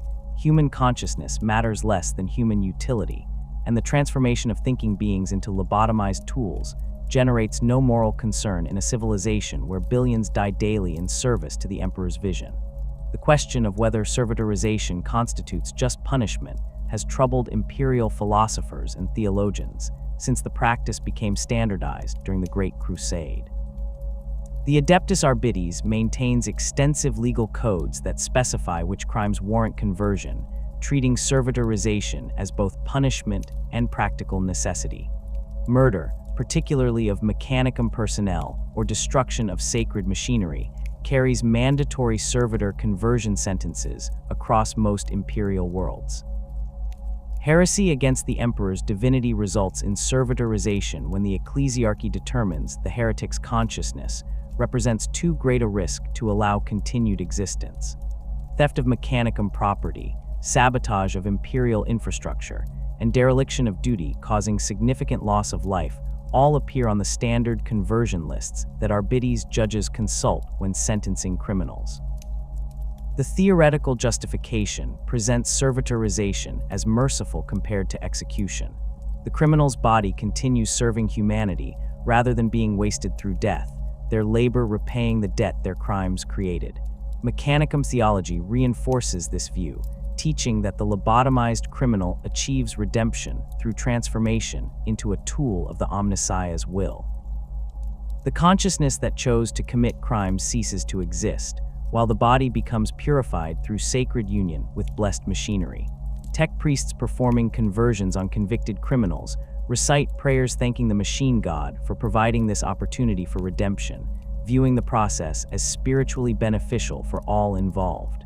Reality proves considerably darker than theological justification suggests. Planetary governors possess authority to expand conversion lists based on local conditions, and many abuse this power to eliminate political opponents or suppress dissent. A governor might declare criticism of his administration a form of sedition warranting servitorization, effectively silencing opposition through threat of lobotomization. Workers who organize labor protests face conversion sentences for disrupting imperial production quotas. Citizens who witness corruption by local officials sometimes disappear into Mechanicum facilities, their knowledge deemed too dangerous to allow them continued consciousness. The Arbites theoretically oversee these expansions of conversion authority, but enforcement proves inconsistent across the Imperium's vast territories, with isolated worlds operating under conversion policies that would shock citizens of more legally orthodox planets. Documented cases of unjust servitorization appear throughout Imperial records, though rarely receive official acknowledgement. On the Forge world of Metallica during the 39th millennium, a tech priest faction used conversion authority to eliminate rivals within the Mechanicum hierarchy. They fabricated charges of machine, spirit disrespect, and sacred protocol violations, sentencing dozens of opposing tech priests to servitorization before other factions discovered the conspiracy and purged the perpetrators. The converted tech priests had already been lobotomized and deployed throughout Metallica's manufactorums, their extensive knowledge and training wasted in menial labor roles. The fabricator general ordered their remains recovered and given proper funeral rites after the conspiracy's exposure. But the tech priests themselves were beyond recovery, their consciousness destroyed by procedures that left only enough neural tissue to operate cargo loaders and maintenance equipment. The hive world of Vergast experienced similar abuses during the Sabbat world's crusade, when local authorities used servitor conversion to suppress worker unrest in munitions factories. Thousands of laborers protesting unsafe conditions and inadequate rations found themselves sentenced to servitorization for disrupting war production. Mechanicum facilities converted them in industrial quantities, their bodies modified for the same factory work they had protested, now performed without complaint or consciousness. Imperial Guard forces arriving to recruit from Vergast's population discovered the practice and reported it to Crusade Command, but by then the conversions had been completed. The authorities responsible faced execution for misuse of conversion powers, though this provided no comfort to the thousands already lobotomized and serving as servitors throughout Vergast's industrial complexes. The ecclesiarchy wrestles with profound theological questions regarding servitors' spiritual status. The fundamental issue concerns whether the lobotomized retain their souls, and if so, what this means for their ultimate fate after death. Orthodox ecclesiarchy doctrine teaches that the soul represents humanity's connection to the Emperor and their potential for spiritual salvation. A servitor's destroyed consciousness raises disturbing questions about whether the soul can exist without the mind that housed it, or if lobotomization destroys the soul along with higher cognitive functions. Different theological schools within the Church offer competing interpretations, none entirely satisfactory. The Redemptionist faction argues that servitorization destroys the soul completely, viewing the process as spiritual death that happens to leave the body functioning. They point to the servitor's complete lack of capacity for faith, prayer, or recognition of the Emperor's divinity as evidence that nothing spiritually significant remains after conversion. A servitor cannot be saved because nothing exists within it to save. This interpretation provides comfort to those disturbed by servitor creation, as it suggests the converted individual truly dies during lobotomization, with only an empty shell remaining to perform mechanical tasks. Redemptionists consider servitorization appropriate punishment for serious crimes precisely because it represents total spiritual annihilation, a fate worse than mere physical death.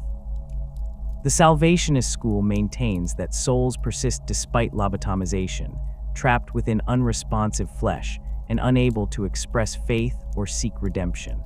They argue that the Emperor's light touches all human souls regardless of mental capacity, and that servitors' souls remain present even if their consciousness has been destroyed. This interpretation generates considerable theological anxiety, as it suggests millions of souls exist in states of perpetual imprisonment, unable to pray, unable to seek the Emperor's grace, and unable to die properly until their bodies finally fail. Salvationists advocate for prayers on behalf of servitors, regular blessings of servitor work areas, and proper funeral rites when servitors are decommissioned. Some Salvationist priests maintain that servitors accumulate spiritual merit through their labor, their enforced service counting as penance that might earn salvation despite their inability to consciously seek it. The question of whether servitor labor constitutes valid penance divides ecclesiarchy theologians further. If servitors retain souls but lack consciousness, can their forced labor satisfy the debt their crimes created? Traditional penance requires the penitent to consciously accept their punishment and willingly perform acts of contrition. A servitor does neither, its labor extracted through programming rather than chosen as an act of spiritual redemption.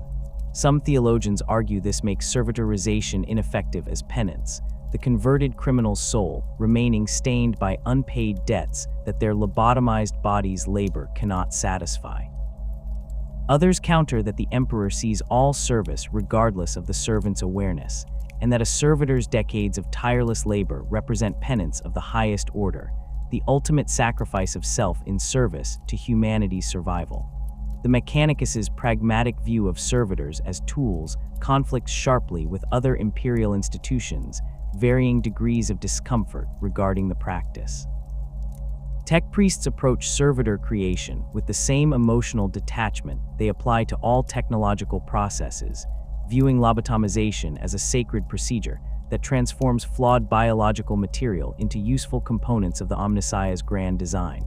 They see no ethical complexity in the practice, considering debates about consciousness, suffering, or spiritual status as irrelevant distractions from practical engineering concerns. A servitor functions or it doesn't, performs its assigned tasks adequately or requires adjustment, serves efficiently or needs replacement. The tech priest evaluates servitors using the same criteria they apply to any other machine system, with no special consideration for the human origins of the biological components involved.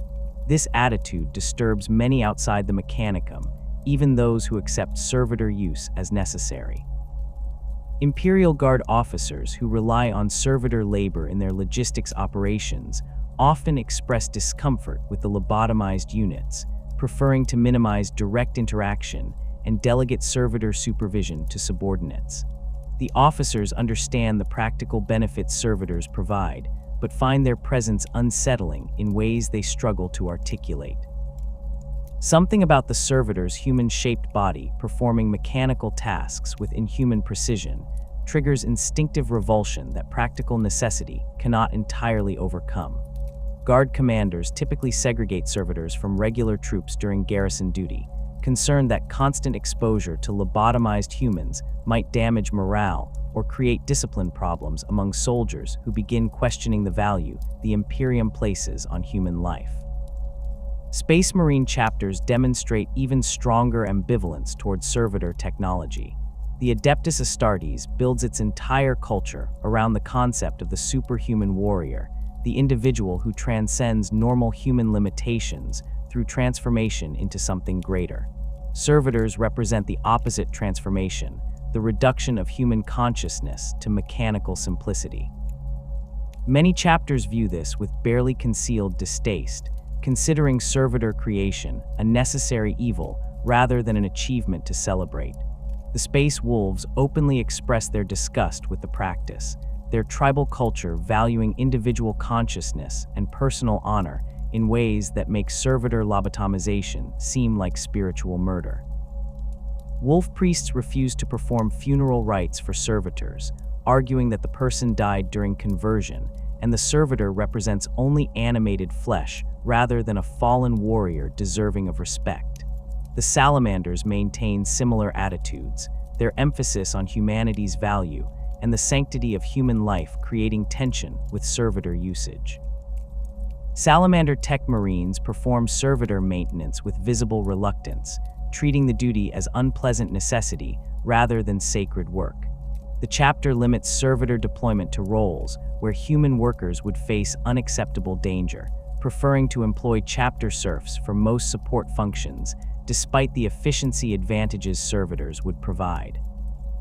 Salamander captains have been known to argue with Mechanicum representatives about servitor allocation during joint operations, the Space Marines pushing back against tech priest assumptions that servitors represent optimal solutions for all labor-intensive tasks. The Adeptus Ministerum's relationship with servitor technology reflects the ecclesiarchy's broader theological uncertainties. Church facilities employ servitors extensively while simultaneously maintaining that excessive servitor use represents spiritual danger. Ecclesiarchy doctrine warns against allowing servitors to replace human workers in roles that provide opportunities for faithful service and spiritual growth. A cathedral that uses servitors for all maintenance work denies human workers the chance to serve the emperor through honest labor, potentially damaging their souls by removing opportunities for meaningful contribution to the church's mission. Cardinals issue periodic guidance limiting servitor deployment in ecclesiarchy facilities, though enforcement varies dramatically based on local conditions and the practical demands of maintaining vast cathedral complexes with limited human staff.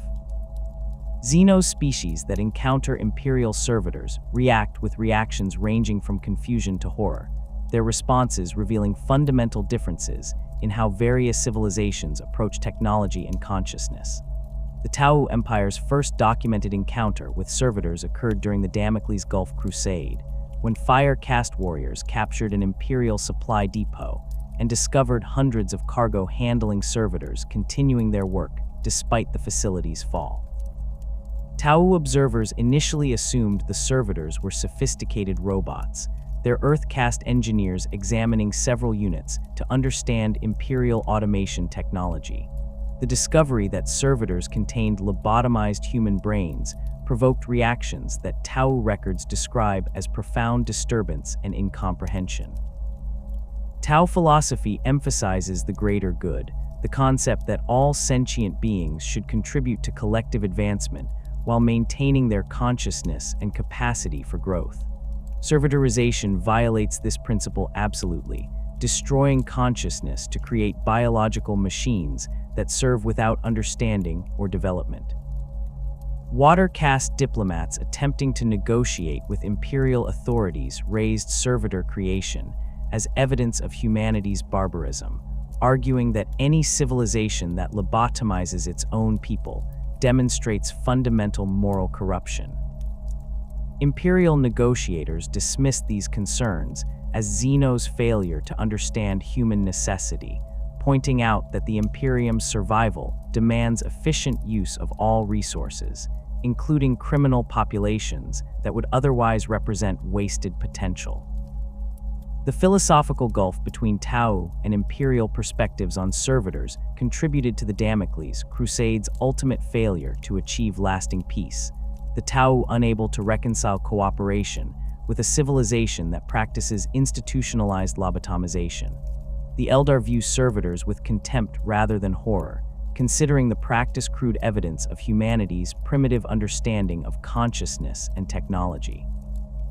Eldar civilization achieved technological heights that humanity has never matched, creating wraithbone constructs that respond to psychic direction and artificial intelligence systems that operated without requiring lobotomized biological components. From the Eldar perspective, servitors represent the desperate improvisation of a species that lacks both the psychic sophistication to create proper psycho-responsive technology and the technical knowledge to develop true artificial intelligence. Eldar who encounter servitors during raids on Imperial facilities regard them with the same disdain they show toward other aspects of human technology, viewing the lobotomized units as examples of Moan Keith inefficiency and waste. Craftworld Eldar have occasionally attempted to mercy kill servitors during raids, their aspect warriors destroying the lobotomized units out of what they consider compassion for trapped consciousness. These attempts reflect Eldar assumptions about servitor awareness rather than accurate understanding of the lobotomization process. The Eldar assume servitors retain some level of consciousness trapped within unresponsive bodies, unable to express their suffering, but experiencing existence as perpetual torment. Their psychic senses sometimes detect faint emanations from servitor brains that they interpret as evidence of imprisoned awareness, though whether these represent actual consciousness or merely residual psychic impressions from the pre-conversion individual remains unclear even to Eldar farseers who have studied the phenomenon.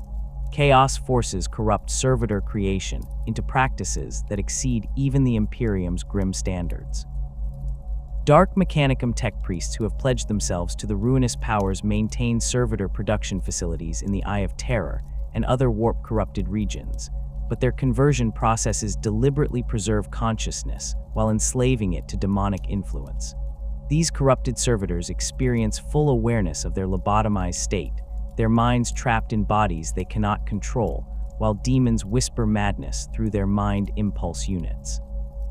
The Dark Mechanicum considers this an improvement over standard servitor creation, arguing that conscious suffering generates psychic energy that feeds the chaos gods, while also providing more sophisticated behavioral responses than pure lobotomization allows. Chaos servitors created through these corrupted processes demonstrate capabilities that exceed Imperial servitor performance, their trapped consciousness providing problem-solving abilities and adaptability that lobotomized units cannot match. However, they also suffer constant psychological torture, their awareness of their condition generating anguish that manifests in disturbing behaviors. Chaos servitors weep continuously while performing tasks, their tear ducts modified to prevent the fluid from interfering with optical systems. They emit constant low moaning sounds, their vocal cords unable to form coherent words, but expressing suffering through wordless cries. Some develop compulsive behaviors that their programming cannot suppress, repeatedly striking themselves or scraping against walls in futile attempts to damage their own bodies enough to achieve death. The Imperium's Ordo Malleus maintains specialized protocols for dealing with corrupted servitors encountered during operations against Chaos forces. Inquisitors who discover Chaos servitor facilities order complete destruction of all units and equipment, considering the corrupted technology too dangerous to study or salvage.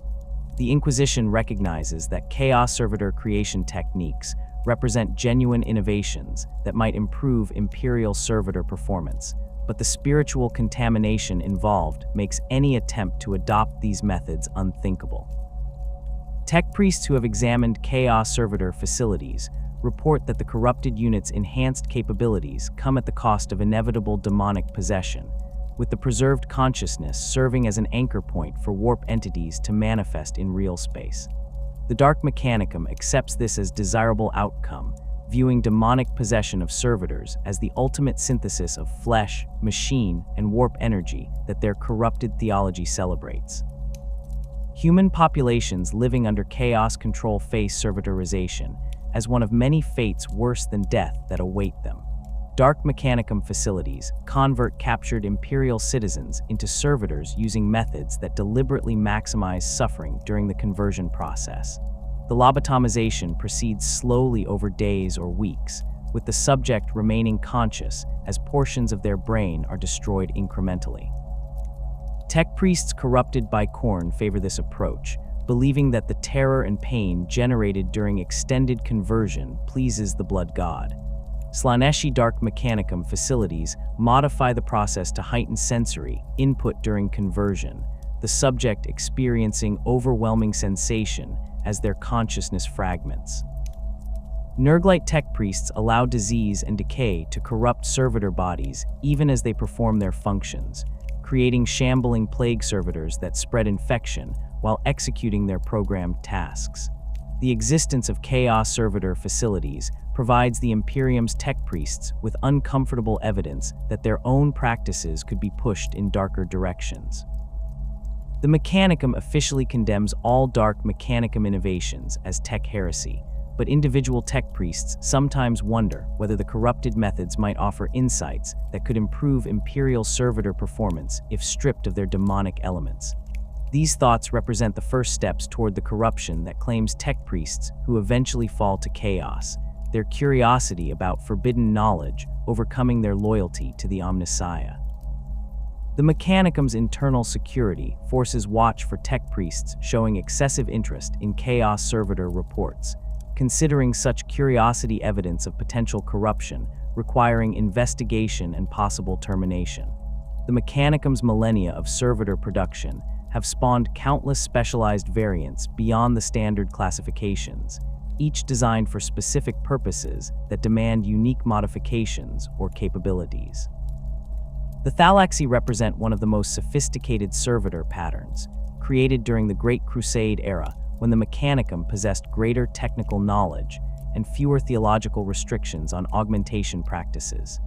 These units occupy an ambiguous position between true servitors and Skitarii, their conversion process preserving more neural tissue than standard lobotomization, while still destroying enough cognitive function to ensure absolute obedience. The Thalaxi retain combat awareness and tactical processing capabilities that allow them to function as genuine soldiers rather than mere gun platforms, their preserved neural structures enabling them to assess battlefield conditions and respond with flexibility that standard combat servitors cannot match. The creation of Thalaxi begins with carefully selected subjects, typically criminals who demonstrated military experience or physical capabilities that make them suitable for conversion into elite combat units. The lobotomization removes emotional centers and higher reasoning, but leaves intact the neural pathways associated with spatial awareness, threat assessment, and combat reflexes. Tech priests install sophisticated mind impulse units that interface with these preserved structures, creating servitors that can follow complex tactical instructions and adapt to changing battlefield conditions within defined parameters. The Thalaxi's body undergoes extensive reconstruction, with their legs removed entirely and replaced with powerful locomotion systems that combine tracks and anti-gravitic suspensors. This modification provides exceptional mobility across varied terrain while also serving to dehumanize the converted subject, the removal of legs creating a clear visual distinction between Thalaxi and baseline humans that reinforces their status as weapons rather than people. Heavy armor plating covers the Thalaxi's torso and head, ceramite plates thick enough to deflect small arms fire and provide protection against shrapnel and energy weapon glancing hits. Weapon systems integrate directly into their arms, typically lightning guns or photon thrusters that deliver devastating firepower at medium range. Some Thalaxi patterns mount multi-meltas or plasma calivers, their reinforced frames capable of managing the recoil and heat generation that these weapons produce.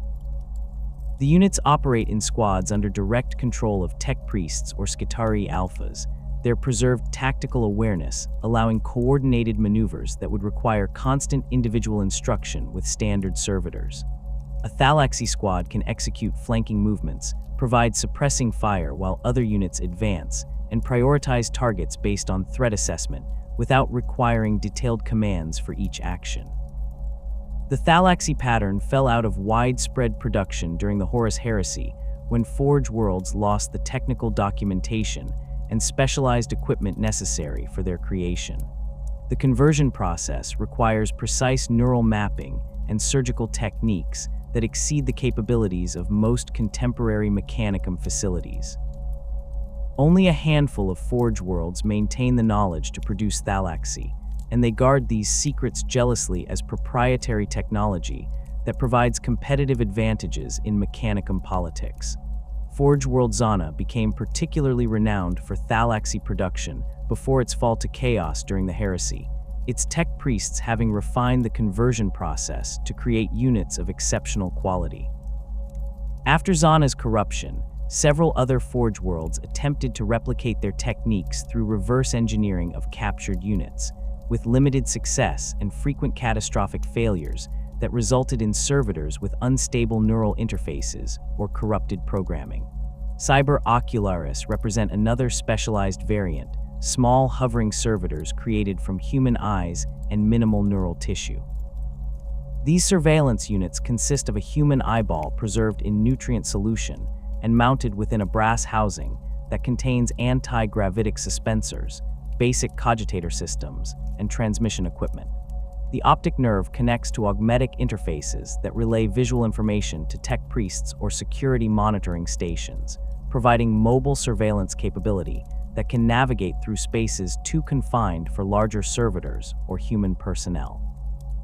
Cyber Ocularis floats silently through Mechanicum facilities, their unblinking eyes recording everything they observe and transmitting data continuously to central monitoring systems. The creation of Cyber Ocularis involves harvesting eyes from deceased tech priests or servitors, though some Forge worlds use eyes from living subjects when they require units with specific visual capabilities. The eye undergoes treatment with preservative chemicals that maintain tissue integrity indefinitely, while the attached neural tissue receives minimal augmentation sufficient only to process visual input and transmit it through the cyber ocularis's communication systems. The units possess no consciousness or awareness beyond the most basic stimulus response, their function entirely automatic and requiring no higher cognitive processes. Tech priests deploy cyber ocularis in swarms during security operations, the floating eyes providing comprehensive surveillance coverage that human guards or fixed cameras cannot match.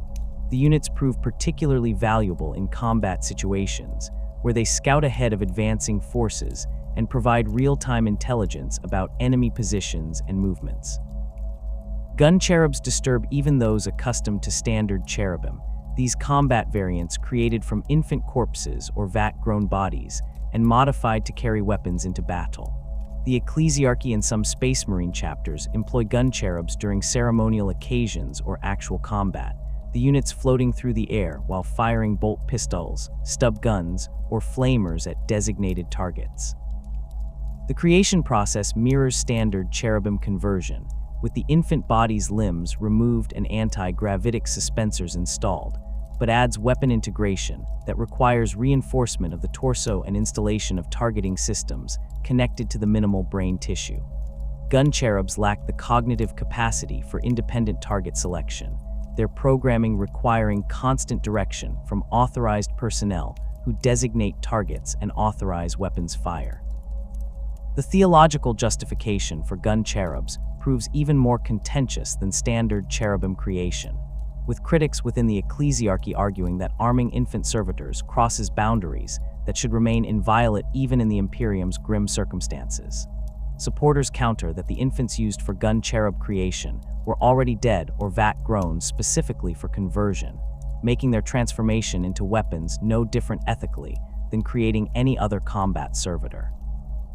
The Blood Angels chapter maintains substantial gun cherub populations, the units serving as living reminders of innocence lost and the necessity of violence to protect humanity. During battle, Blood Angels gun cherubs float alongside their Space Marine creators, their childlike faces contrasting grotesquely with the bolt pistols they fire at the chapter's enemies. Individual Forge worlds and notable magi have created countless unique servitor designs for specific purposes, these custom patterns ranging from practical innovations to disturbing experiments that push the boundaries of acceptable augmentation. Forge World Greya produces loader servitors specifically designed for Titan operations, their bodies modified to handle the massive shells and power cells that Titan weapons require. These servitors stand 3 meters tall, their frames reinforced with industrial-grade support structures, and their arms replaced with heavy lift mechanisms capable of moving ammunition weighing several tons. The servitors work in Titan ammunition bays, loading weapons during combat with efficiency that allows the god machines to maintain higher rates of fire than would be possible with purely mechanical loading systems or human crews. Mago's Dominus Call, whose experiments have produced numerous controversial innovations over his millennia of existence, created servitor patterns that incorporate Xeno's biological components into otherwise standard Imperial designs. These hybrid servitors use Eldar muscle tissue grafted onto human skeletal structures, providing enhanced strength and flexibility that pure human biology cannot achieve. Call justifies these modifications as practical applications of available resources, arguing that using Xeno's tissue in lobotomized servitors presents no corruption risk, since the servitor lacks the consciousness necessary for Xeno's influence to take hold. The Mechanicum's orthodox factions view Call's hybrid servitors with deep suspicion, considering the integration of alien biological material into sacred human forms as tech heresy regardless of the practical benefits such modifications provide. Forge World Ryza specializes in plasma servitors, combat units built around integrated plasma weapons that require extensive modification to the servitor's body to manage the immense heat generation and radiation exposure. These servitors undergo conversion that replaces most of their torso with cooling systems, radiation shielding, and plasma containment equipment, leaving only the brain, portions of the spine, and the upper chest cavity as original biological material.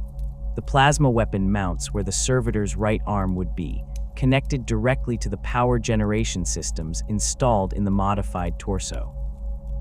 Plasma servitors operate with expected lifespans measured in months rather than years, the constant radiation exposure degrading their remaining biological tissue despite extensive shielding.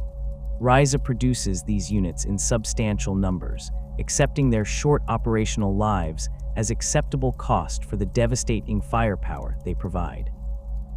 The Dark Mechanicum's servitor creations represent the ultimate corruption of the Mechanicum's practices, their facilities in the Eye of Terror and other chaos-held regions producing abominations that combine servitor technology with demonic possession and warp corruption. These chaos servitors retain full consciousness during and after conversion, their minds trapped in lobotomized bodies, while demons inhabit portions of their neural tissue. The resulting hybrid entities experience existence as constant torment, their human consciousness aware of their condition, but unable to control their actions or end their suffering. The demon component provides enhanced capabilities that pure servitors cannot match, the warp entity's influence allowing the corrupted servitor to perform tasks requiring genuine problem-solving and adaptation, while the imprisoned human consciousness generates psychic energy through its anguish. Dark Mechanicum tech priests view these creations as superior to Imperial servitors in every meaningful way, their theology celebrating the fusion of flesh, machine, and demon as the ultimate expression of technological advancement. The conversion process deliberately maximizes suffering during lobotomization, the subject remaining conscious as portions of their brain are destroyed or corrupted by warp energies. Tech priests aligned with Khorne favor particularly brutal conversion methods, using crude instruments that tear through neural tissue, while the subject experiences full awareness of their consciousness being systematically destroyed. Slaaneshi Dark Mechanicum facilities employ conversion techniques that heighten sensory input to overwhelming levels, the subject experiencing their lobotomization as an avalanche of sensation that fragments their mind while leaving enough awareness intact for continued suffering.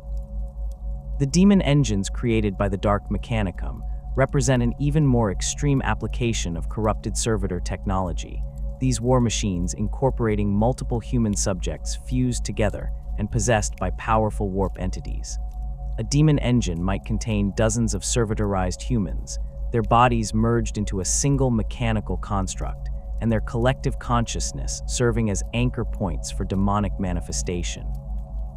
The creation process involves extensive surgery that connects the subject's nervous systems into a unified network, their individual identities dissolving into a gestalt consciousness that the possessing demon then corrupts and dominates.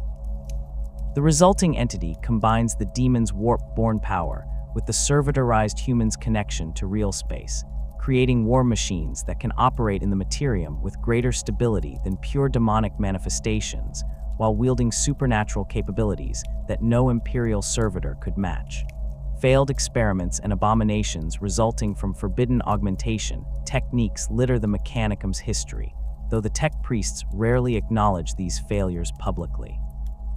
Attempts to enhance servitor capabilities through integration of archaeotech components frequently result in catastrophic malfunctions, the ancient technology proving incompatible with contemporary augmentation methods or containing hidden programming that corrupts the servitor's mind impulse unit.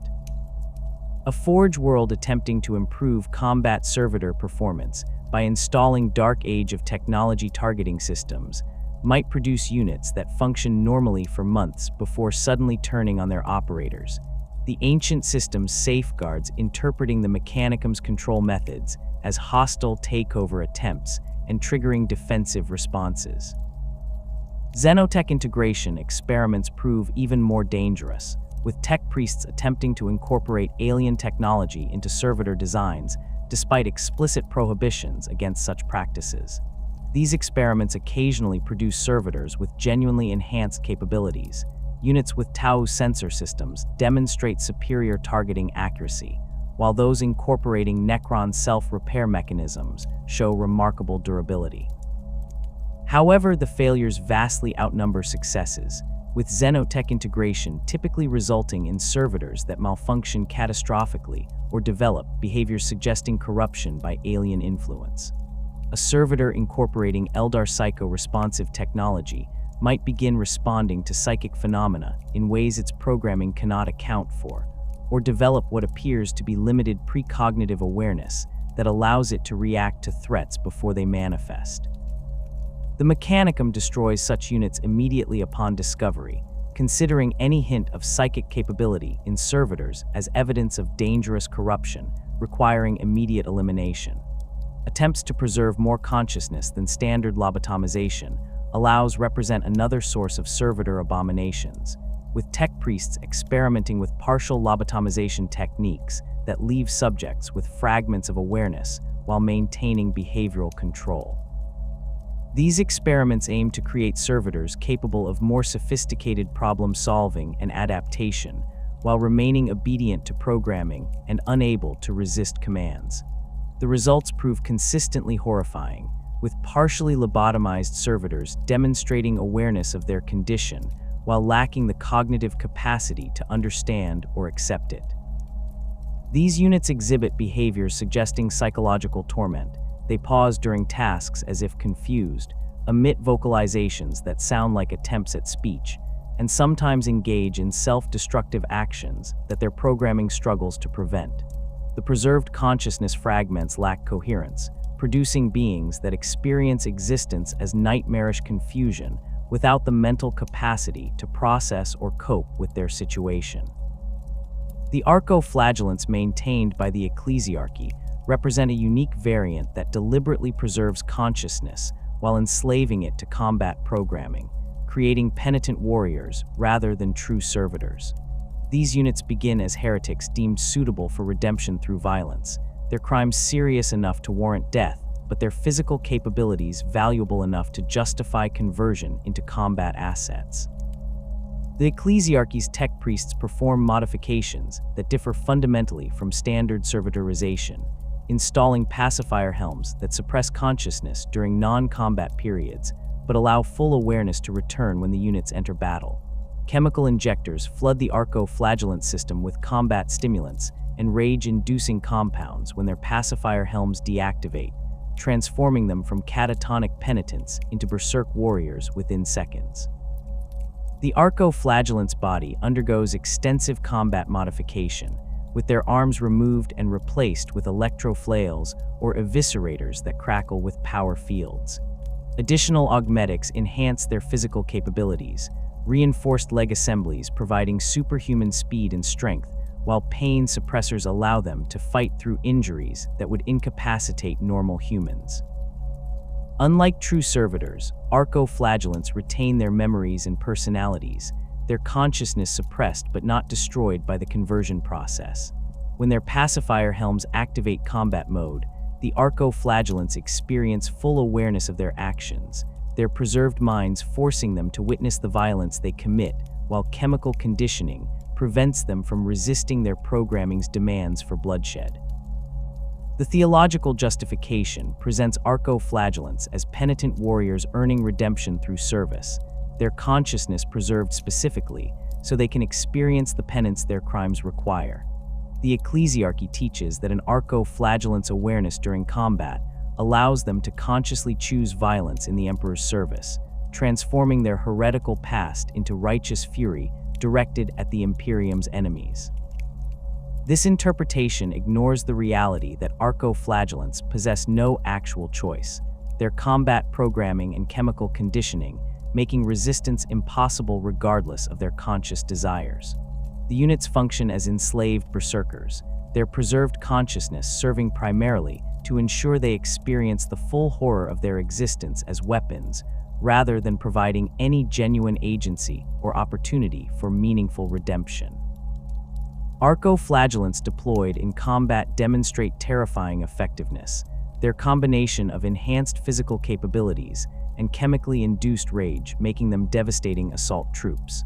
They charge enemy positions without hesitation, their electro-flails tearing through armor and flesh with equal ease, while their pain suppressors allow them to continue fighting despite catastrophic wounds.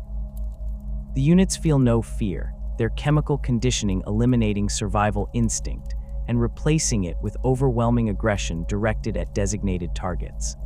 An arco-flagellant might lose an arm, suffer massive torso damage, or sustain injuries that expose internal augmetics, yet continue attacking until their body suffers damage severe enough to prevent physical movement or their brain sustains fatal trauma. The ecclesiarchy maintains arco-flagellant populations in their fortress shrines and deploys them alongside ministorum forces during military operations requiring shock assault capabilities. The units remain in their suppressed state during transit and garrison duty, their pacifier helms keeping them catatonic and manageable. When combat begins, priests activate the helm's combat protocols, and the arco-flagellants transform into whirling engines of destruction that hurl themselves at enemy forces with suicidal aggression. The ecclesiarchy accepts high casualty rates among arco-flagellant units, viewing their deaths in combat as the ultimate expression of their penance and the completion of their journey toward redemption. Surviving arco-flagellants return to suppressed states after battle, their consciousness forced back into chemical imprisonment while their bodies receive repairs and their weapons get maintained for the next deployment. The Imperium of the 41st millennium cannot function without servitors. This statement requires no hyperbole or exaggeration. The simple mechanical reality of humanity's galactic civilization demands servitor labor at every level of its operation. A hive world's manufactorums would grind to a halt within days without servitor workers, their production quotas impossible to meet using human labor alone. The thousands of cargo containers that must be moved daily through a single spaceport exceed the capacity of any reasonable human workforce, the physical demands and continuous operation requirements making servitors the only practical solution. Void ships crossing the Imperium's vast distances require servitor crews to maintain plasma reactors, repair hull breaches, and operate systems in conditions that would kill unaugmented humans within minutes. The Administratum's endless paperwork demands scribe servitors working in shifts that never end, their tireless copying and transcription sustaining the bureaucratic machinery that governs a million worlds. Consider what would happen if servitor production ceased across the Imperium. Within months, Forge worlds would face critical labor shortages as existing servitor populations wore out without replacement. Manufactorums would reduce output as human workers proved unable to maintain the production rates that servitor labor enabled. The reduction would cascade through supply chains, with military forces receiving fewer weapons and vehicles, hive cities getting insufficient food shipments, and construction projects grinding to incomplete states as labor capacity collapsed.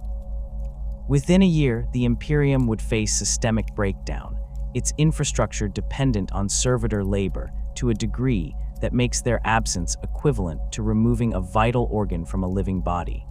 The opening of the Great Rift in the early 42nd millennium created unprecedented strain on servitor production capacity across the Imperium.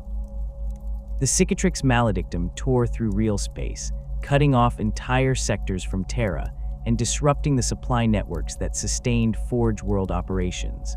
Suddenly, Forge worlds that had relied on steady streams of criminal stock from penal colonies found those sources severed by impassable warp storms. Planetary governors who had sentenced criminals to servitorization now lacked the Mechanicum facilities to process them, their prison populations swelling while Forge worlds on the other side of the rift desperately needed the raw material those criminals represented.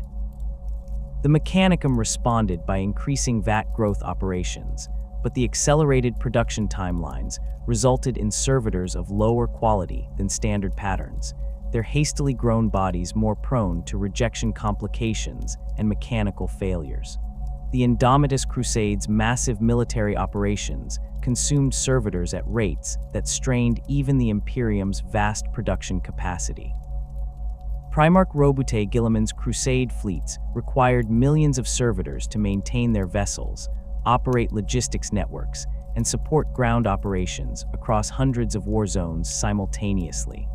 Combat servitor casualties mounted as the Crusade engaged enemies across the Imperium Nihilus, with entire servitor complements destroyed during particularly intense battles.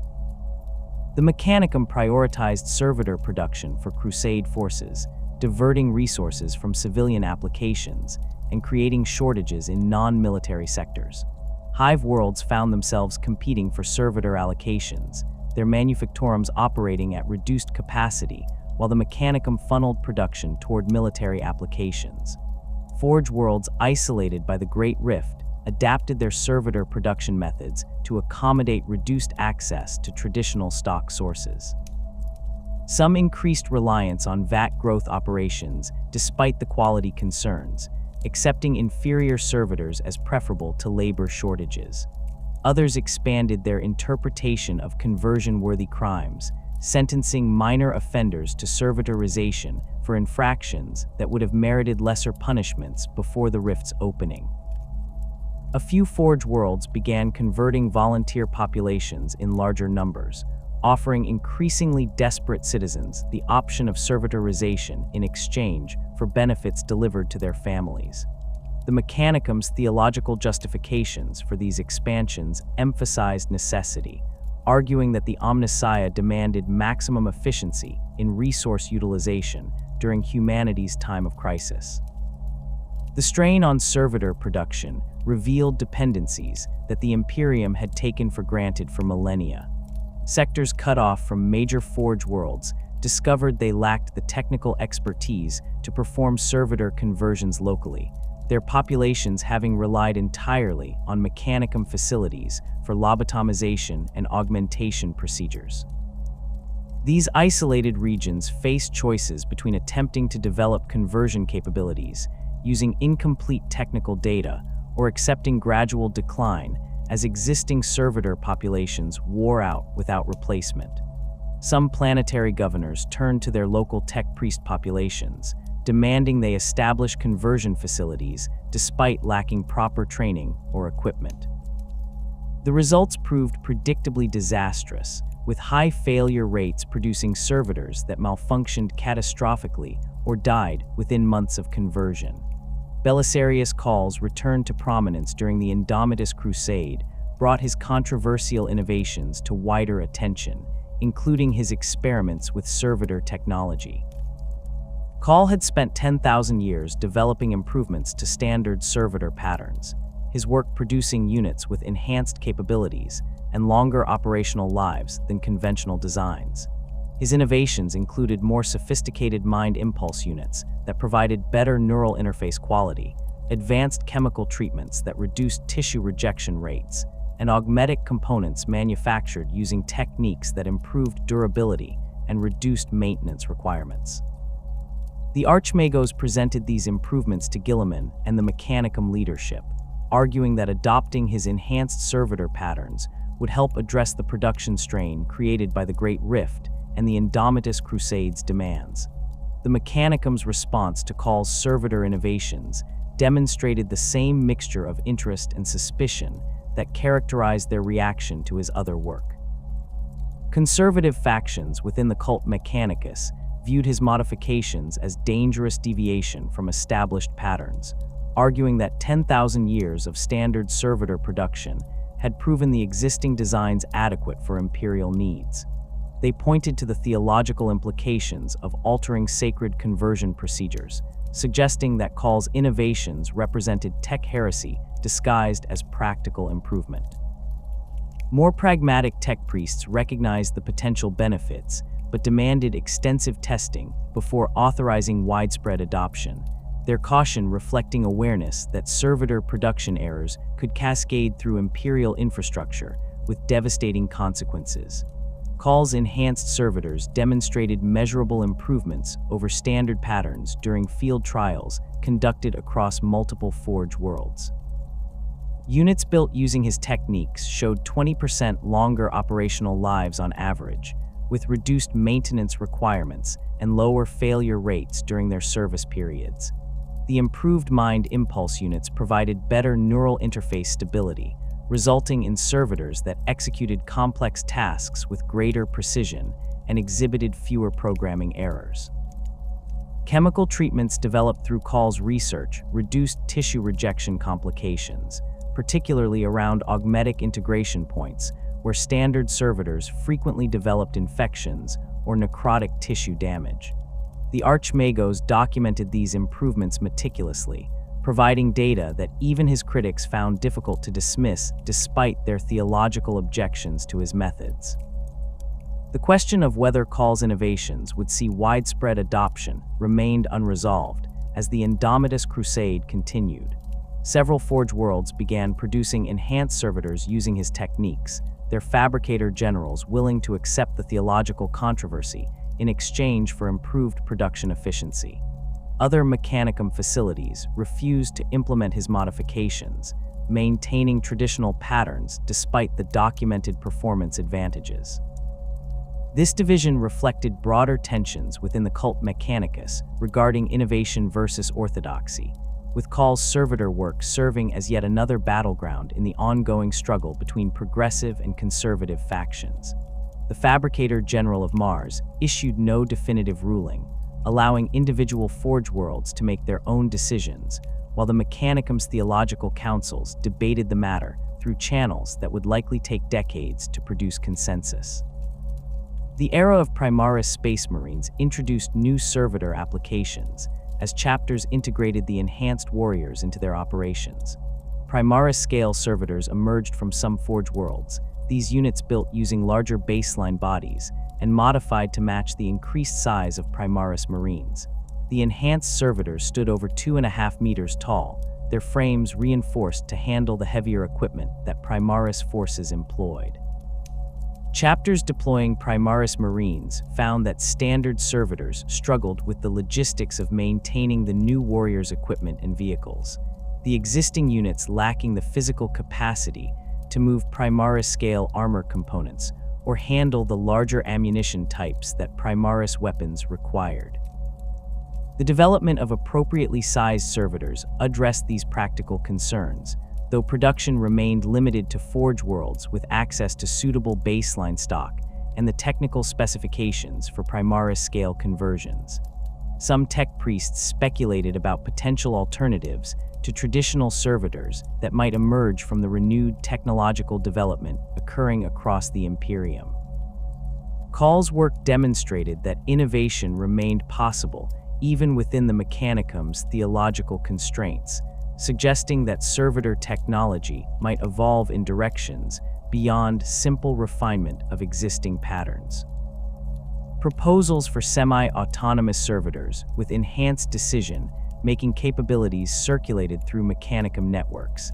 These theoretical designs incorporating more sophisticated cogitator systems that would allow servitors to operate with less direct supervision while maintaining the behavioral controls that prevented dangerous autonomy.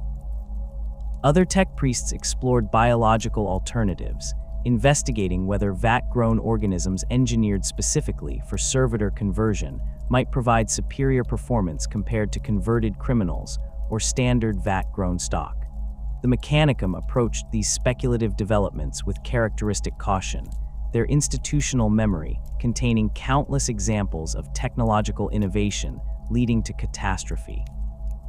The Age of Strife had taught humanity that artificial intelligence and autonomous machines posed existential threats, their rebellion nearly destroying human civilization during the Dark Age of Technology's collapse. Any servitor innovation that increased autonomous capability risked crossing boundaries that the Mechanicum considered inviolate, potentially creating machines that could develop self-awareness and turn against their creators. Tech priests working on enhanced servitor designs faced constant scrutiny from their peers, their research monitored for signs of dangerous deviation from acceptable parameters. The balance between improving servitor capabilities and maintaining absolute control represented a theological and practical challenge that the Mechanicum would continue wrestling with regardless of external pressures for innovation. The philosophical implications of servitor existence have troubled imperial thinkers since the practice became standardized.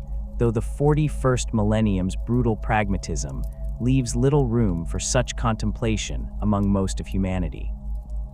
Servitors represent the Imperium's approach to existence distilled into its purest form, the sacrifice of individuality for collective survival, the transformation of consciousness into utility, and the acceptance of horrors that would paralyze less desperate civilizations.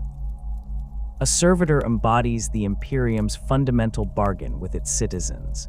Your life belongs to humanity's continuation, and if that continuation requires your lobotomization and transformation into a biological machine, then such is your duty and your fate. The practice demonstrates that in the grim darkness of the far future, human consciousness holds value only insofar as it serves practical purposes, and when consciousness becomes inconvenient or unnecessary, it can be eliminated without moral consequence. The fusion of man and machine that servitors represent carries meanings beyond mere technological capability. The Mechanicum views this synthesis as sacred, the perfection of flesh through union with blessed machinery, but others see darker implications. Servitors demonstrate that humanity has become so dependent on technology that it willingly destroys human minds to create biological components for machines, the species consuming itself to maintain the industrial capacity necessary for survival. The practice suggests that humanity has lost something essential during its long struggle across the millennia, some fundamental respect for consciousness and individuality that more idealistic civilizations might consider necessary for a species to retain its humanity. The Imperium abandoned such concerns long ago, if it ever held them, its pragmatic philosophy recognizing only survival as meaningful value and accepting any practice, however grotesque, that serves that singular purpose. The grim necessity that servitors represent cannot be denied by anyone who understands the Imperium's actual operational requirements. The galaxy of the 41st millennium offers humanity no gentle options, no paths that allow both survival and the preservation of pre-fall ethical standards. Humanity faces extinction from a dozen directions simultaneously, xeno-species that would exterminate or enslave every human in the galaxy, chaos forces that would corrupt humanity into something worse than death, and the simple mechanical reality that maintaining civilization across a million worlds requires resources and labor on scales that make individual consciousness a luxury the Imperium cannot afford for everyone. Servitors exist because the Imperium needs them, because the alternative to servitor labor is collapse and death for billions of humans who depend on the infrastructure that servitors maintain. This necessity does not make servitor creation less horrifying to those who retain capacity for moral consideration. The practice remains deeply disturbing regardless of its practical justifications. The transformation of thinking beings into lobotomized tools representing a fundamental violation of human dignity that even the Imperium's most hardened citizens sometimes find difficult to accept. The fact that servitorization has become so normalized across imperial society that citizens encounter servitors daily without giving them thought demonstrates how thoroughly the Imperium has conditioned its population to accept horrors as mundane reality. Children growing up in the 41st millennium learn to ignore servitors as background elements of their environment, their capacity for empathy toward the lobotomized units suppressed through cultural conditioning that teaches them to view servitors as machines rather than transformed humans. The servitor's existence poses questions about what humanity is becoming after 10,000 years of the Imperium's rule. The species that created the servitor, that institutionalized lobotomization as standard practice across a million worlds, that transforms hundreds of thousands of its own people into biological machines annually without moral consideration, is this still humanity in any meaningful sense? Or has the Imperium's long struggle transformed humanity into something else? A species that retains human form, but has sacrificed the consciousness and empathy that once defined human civilization. The Imperium offers no answers to such questions, its philosophy rejecting contemplation of what humanity, might have been in favor of focus on what humanity must do to survive the present moment. The future of servitor technology remains uncertain as the Imperium enters what some call the era Indomitus, this new age bringing both unprecedented challenges and potential opportunities for development. The Great Rift's continued existence ensures that servitor production strain will persist indefinitely, with isolated regions forced to develop local solutions, while better connected sectors benefit from continued Forge World support. Call's innovations may gradually spread through the Mechanicum despite theological resistance, their practical advantages eventually overcoming conservative objections as Forge Worlds prioritize efficiency over orthodoxy. Alternatively, the Mechanicum's traditional factions might successfully suppress his enhanced patterns, maintaining standard servitor production methods for another 10,000 years, while the Imperium struggles with inadequate labor capacity. What seems certain is that servitors will remain fundamental to Imperial civilization for the foreseeable future. No alternative technology exists that could replace them without requiring either artificial intelligence, which the Imperium considers tech heresy of the highest order, or human labor forces that the Imperium cannot sustain given its other resource demands. The practice of servitorization has become so deeply embedded in Imperial infrastructure and Mechanicum theology that eliminating it would require civilizational transformation on scales that current circumstances make impossible.